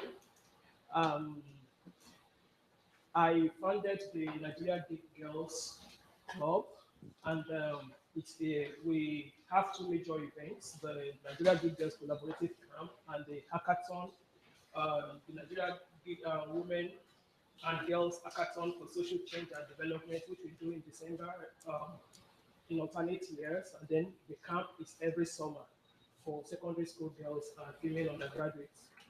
A little bit information about Nigeria. Nigeria is popularly known as the giant of Africa, and is the most populated and strongest economically after South Africa. Ibadan is where I operate in Nigeria, and it's very close to the Atlantic. Uh, that's more about Nigeria, population of about 183.5 million, and the urban population is almost half of the nation. With 70.3 million active internet users, and has been increasing by 26% since January 2014. Nigeria depends more on mobile connection for internet activities, with 138 million mobile internet connections as at 2014, and has been increasing by about 21%. The official language is English. 54% of internet use is through mobile phone in Nigeria. We okay. So about the Geek Camp, it all started as a vision I had because I was motivated to study computer science while I was in secondary school. A lady gave a career talk in my school from Britain. She came all the way, an African that grew up in United Kingdom, and honestly, I didn't understand anything she said. She was speaking Queen's English, and so, but when I saw her, I was really impressed by her smartness, and I felt she was in charge. And I said, "Oh, I'm going to do computer science." And having been able to do that, I thought the best I can do is to motivate young girls at that level, find a way of making them to also realize their potentials if they are interested in studying computer science. And it's all about mentoring girls, technology, and so on. By 2011, when I had my PhD, I was thinking, how am I going to make it? Nigeria is a place where people don't part with cash easily. And it's also a place where girls are not seen as tech. You are better off in the kitchen, and you are better off doing business than doing computer things. So that's the orientation. So I had a lot of things going on. I mean, a lot of stuff going on. How am I going to make my impact? How am I going to convince people that this is really going to happen? And but I was determined to make sure, money or no money, because I don't really want money to be the hindrance. Over time, I realized that Nigerian girls are very smart. The smarter ones are not even the rich ones. So they don't have the opportunities. So when you expose them to the opportunities, they are able to do stuff, especially in technology, but they don't just have the opportunities and they don't have the motivation. No one is telling them that, yeah, go ahead, you can do it. So by 2012, I started looking for volunteers and funding. And then one thing is that making your mark in Nigeria, one thing is, if you really want to make your mark, just go get a PhD. And so I knew I already had a PhD. If you want to knock any door and you say you have a PhD, they are likely going to open the door. Unlike when you don't have one. So I made sure I had one, and I was ready to go to people and places and see what they can do. And but again, I met with discouragement. And so what I did was to talk to a couple of my students that also have shared the same vision in the campus and say, let's do this. So they volunteered their time, they volunteered their skill, and then we started with a group of 8 students because we also wanted to manage it properly to be able to take care of them. By 2013, it increased to 30 students. And then by 2014, I was lucky with a giant grant from Women Enhancing Technology of Institute of International Education. And they supported the project, and I launched out the media, schools, publicity, and I had about 250 students applying, but I was only able to accommodate 100. The initial plan in the proposal was to take 50, but I had to scale it up to 100. So we hosted them, made them comfortable, they had fun, and they made new friends. and they became better persons. But at the end of the camp, I'm going to show you some statistics. Their interest, their motivation was really boosted, and they really discovered themselves through coding, programming, apps-based development. And by 2015, again, we had to reduce the number because there was no fund. But we were able to manage 30 students on site, and we got over 100 applications. We didn't do any publicity. We didn't go to schools, so but they were looking forward to it, and we are hoping to also do it again this August. We are hoping to have more than 50 students because right now the parents are already getting interested. They're sending emails and wanting to know if it's going to happen. They don't even care about gifts. They don't care about food. They just want their kids to learn, and that's something that to be happy about. In terms of gaming and gender, globally, we all agree that it is almost 50-50. In Nigeria, it's about 40-50 from some analysis I did in the past. And so, but globally, it's like 50-50.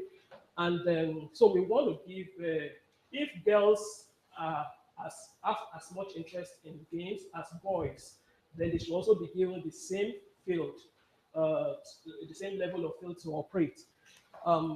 So now, in terms of a survey that I did in 2013 with a couple of students taking introductory computer science course in University of Ibadan, via Modo, I found out again that their interest in serious is for boys. Their interest in serious games is 93.3%.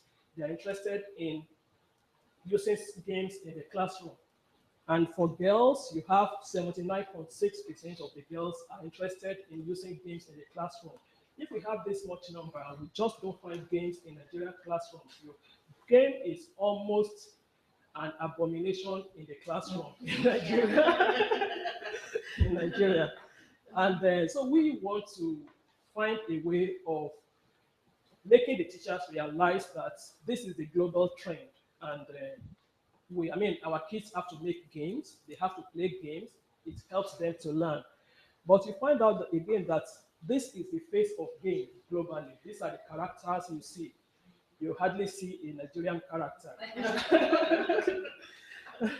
And the girls are looking, the students are looking forward to things like this. They want something that will reflect the nature, what they see, and that will motivate them the more. If this is what they are looking for, who is going to do it? They are the ones that are going to make it happen. And that is the approach, that is the strategy to make them come together to solve their own problems by themselves. They figure it out. The next thing we are going to do this August is to make them create games for their classrooms. Think about the subject you love most. Create a game to teach that subject or to learn that subject or to solve problems in that subject and take it back to your school after the holiday. So that's the idea. And so we've been doing the camp and they have been learning. They have been, I think this is not the recent. No? I don't think so. Let me go on. This might be too long. This is not the most recent slide. Yes, yeah, it's okay. Oh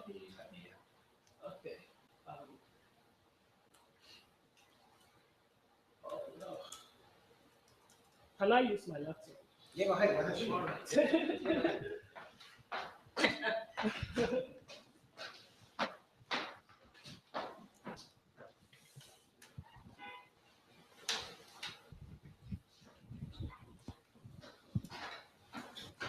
So I really like that statement. Creating a new face of Africa. Yeah.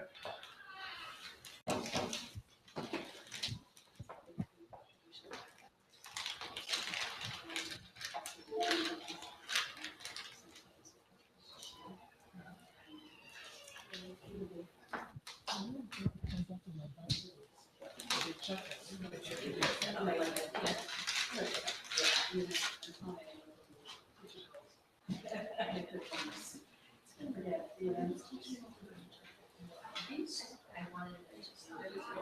it wasn't big. It was just like really boring colors of hands and arrows because it seems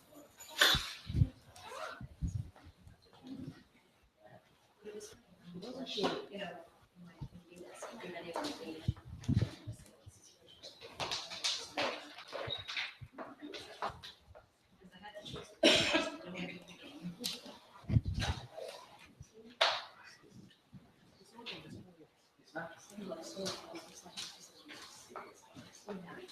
That's the difference. Serious serious versus entertainment. Yeah, that's the big difference. Okay, I would say so in case it's totally in context, it's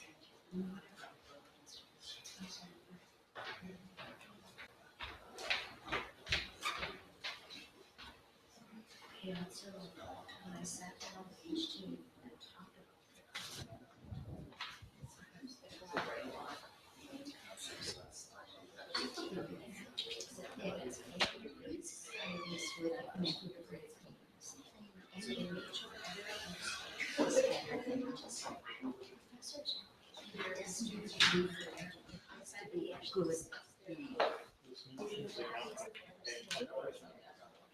Yeah, but I mean, strong. Unless you write, unless the kid writes the diagrams, it ought to be a game that, you know what I'm saying? I think so. Well, it's the energy, that's what it was. So very, make sure that everyone knew the answer to every question. Explain it. Yeah, So what are you doing in this function? They all did. And Can you refresh it? Can you refresh it on your computer? Yeah. And then just click on the link again.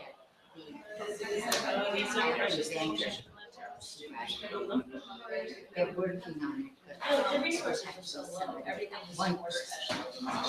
For special occasions. The piece of code is to just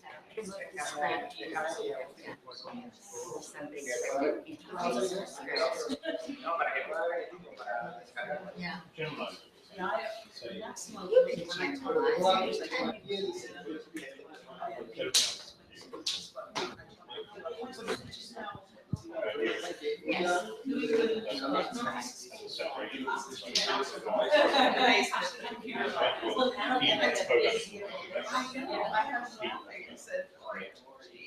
Yes.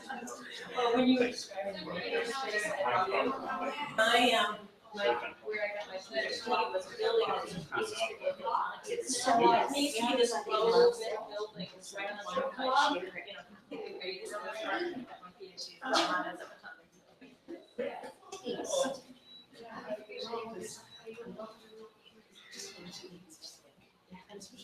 I have very bad taste.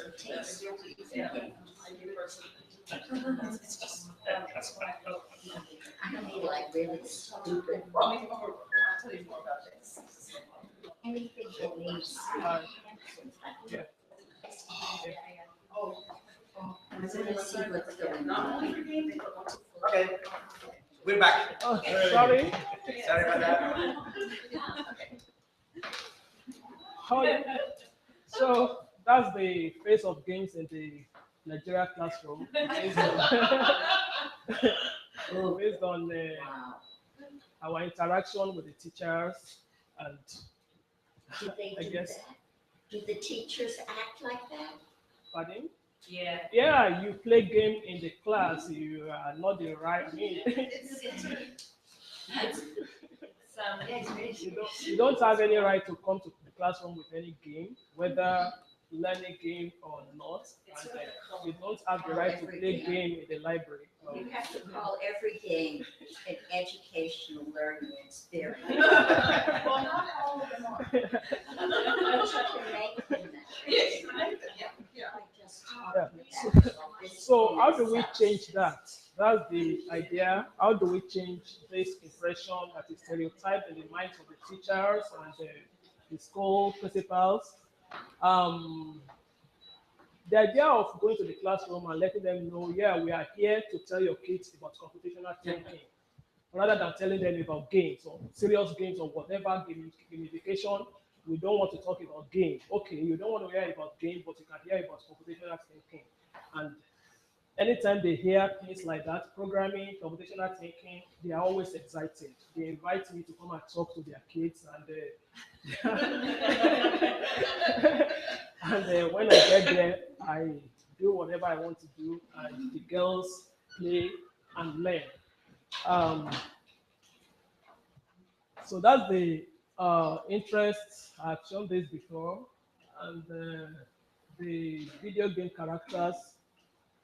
Now we are expecting to have things like this because that is what the kids are familiar with, and we want them to make it by themselves. So we bring them together, not just to make games using those characters, but to make games that will also help them in the classroom, to make games that will help, that will also help them as girls. Because again, another problem is you find out that most games that you find on the internet that you download or that you share, they are stereotyped for boys because they are made by boys. So we want them to make games with a mind of building something that is feminine, and they are able to release it and help others. And the mentoring is key to our approach because many a time when they come to the camp, they don't have that confidence that they can do it. They don't have confidence that they can program. Many of them, because of the lack of confidence, they don't even do well in their programming classes and mathematics classes. And so we try to bring undergraduate students that are already in college to come and interact with them, to team up with them to create projects. And so when they see that, they are more motivated, and then they are creative, and they are happy, and they are proud of themselves for creating stuff like that. And we also try as much as possible to reward them for hard work. So we bring established researchers in computer science. The professor there is the first female professor of computer science in sub-Saharan Africa, and she has been really supportive because she always tells her story and say, if I can be this, because she had a lot of obstacles, and then if I can become the first professor, female professor of computer science in sub-Saharan Africa, then you also can become somebody. So fun and play, that's also something that we need them to have. And then more importantly, it is free. We try as much as possible to make sure that it is free. And that has always been because sometimes even if you go to schools and you want to tell the teachers that you want to, you want your girls to come to camp for, to come and make games, to come and make art, and then these are the flyers. The first thing they ask you is, how are we going to make copies of these flyers, of these forms? Who pays for the copies? So no one wants to pay for anything, but the moment they know it is free, they always come out, to support you. They give the physical support, even if they don't give the cash, which is also encouraging. Now they have made, we make use of Java, App Inventor, Scratch, Game Maker. Those are the common programming platform we use, and it depends also on their ages and their classes, and then it also depends on the evaluation they do when they come into the camp. So we evaluate them, and then based on that, we group them into what project they're going to do and what they are going to learn. And is my time due? No, you can go ahead. You have this problem with the. Okay. So we also ask them to play games, educational games, to empower themselves. This is one of the popular games in the camp that they use. It's a game to teach sickle cell anemia, so that the way you can help other kids that have it, or if you have it, how you can also manage yourself. Nigeria is actually the most endemic nation in the world when it comes to sickle cell anemia. And we've again understood the game was made while I was doing a research in the UK, and then I did a Nigerian version because I discovered that the same game that appeals to UK kids doesn't appeal to Nigerian kids. And We also, last year, we evaluated with Grace. That's part of the project I work on here. And I think Jackie has already said something. Did you? No, No, you didn't. Yeah. Okay. So Grace is a game that we are working on at Plate Lab to teach computational thinking to middle school audience. And so part of the reason why I'm here is also to see the possibility of doing a Nigerian version. And so the girls, they tested the game in Nigeria last year. And then we had some interesting, one of the things that we had was that the game had a paradox kind of effect on them. And people that disagree with the fact that I thought it was fun, they improved more than the people that agreed. So they don't see the game as being fun, yet they used it and they got better. and then the disagreeers also scored, I mean, in the pre-test, before they started using the game, they scored lower than their peer. But overall, they improved. So that's something that, though they don't like game, they think game is not ideal for, I mean, the game is not fun, yet it's helped them to improve. So it has a significant impact on them. And then motivation, game has been something that has been always motivated them when it comes to all the projects that they do. And then in terms of interest in doing computer science, we also found out that their interest increased. Their interest increased after the camp. Their interest increased, and then in terms of their experience also, their most exciting experience was the project session. So, I mean, they wanted to do more projects. And so we have decided to concentrate more on making them do projects with those applications.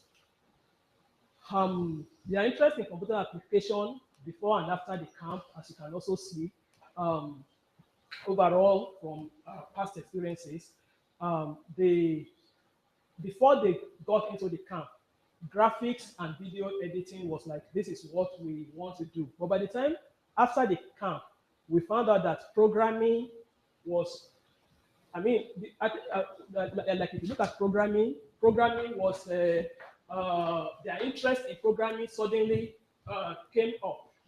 And before they came, they were kind of, no, I can't program. I can't code. Okay, video editing, maybe I will be able to edit video. It's all about movie. I mean, in terms of graphics, they think, oh, you don't need to code. But when it comes to programming, they don't know, I can't do it. But by the time after the camp, we found out that more of them enjoyed the programming than other things. And then the most enjoyable session was overall game design. So game design was the most enjoyable session for them. And so we tried to evaluate how, do you really want to study computer games having gone through all this, having gone through this camp? We got positive response from 80% of them, and 20% of them gave negative response about studying computer science. Definitely, they don't want to study computer science. But CS as a career, maybe we got, and then certainly was just about 15% of them said certainly that they might, I think it's 12% that they might consider CS as a career. Some of the comments that they made, I would like to be a computer scientist in the memory of this camp, because with this program, I find computer studies very interesting. I like to do something with computer in the future, though I don't want to do computer science, but I know that I would still like to do something with computer. I like to make use of things learned from this camp in developing several things in my career and make use of it for my personal self. I love computer and I would really like to study computer in my institution for those ones that are definite about it. So that's something encouraging for us. Most of them, the idea is that my field of, those of them that were even negative about it, is like, my field of study is quite different from this, and I'm acquiring the knowledge to apply it to all areas of my life. It's like they now had a better understanding of what computer science is all about, and what um, algorithms, programming is all about, and more importantly, that it can help you in any career that, or in any vocation, or in whatever you want to do or be. Our next step is improving computational thinking in Nigerian classrooms through gamification. We want to penetrate the classrooms now that the teachers believe in us, and we want to make sure that Nigeria also follow the global trend in using games as a means of helping kids to learn in the classroom. And so we are going to have the Geek of 2016 at University of Ibadan this August, hopefully. We are planning towards it. That's the small team that we work together to make it happen. And I think the team is larger now with the Northeastern University family.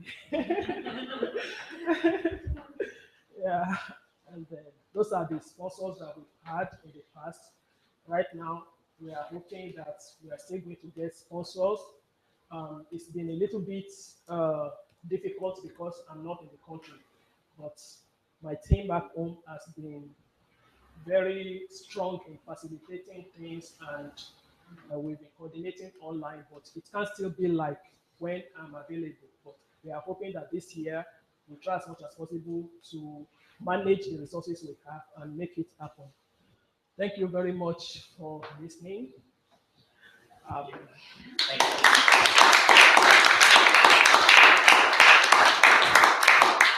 Well, the workshop continues now with the tasting of Spanish wines and Spanish food. So I hope to see you, all of you there, and we hope we can continue with the discussions there.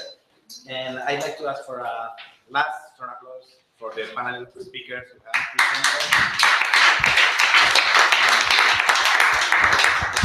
And for Jesus and Agustin, who's the last row, who have organized this. Thank you very much.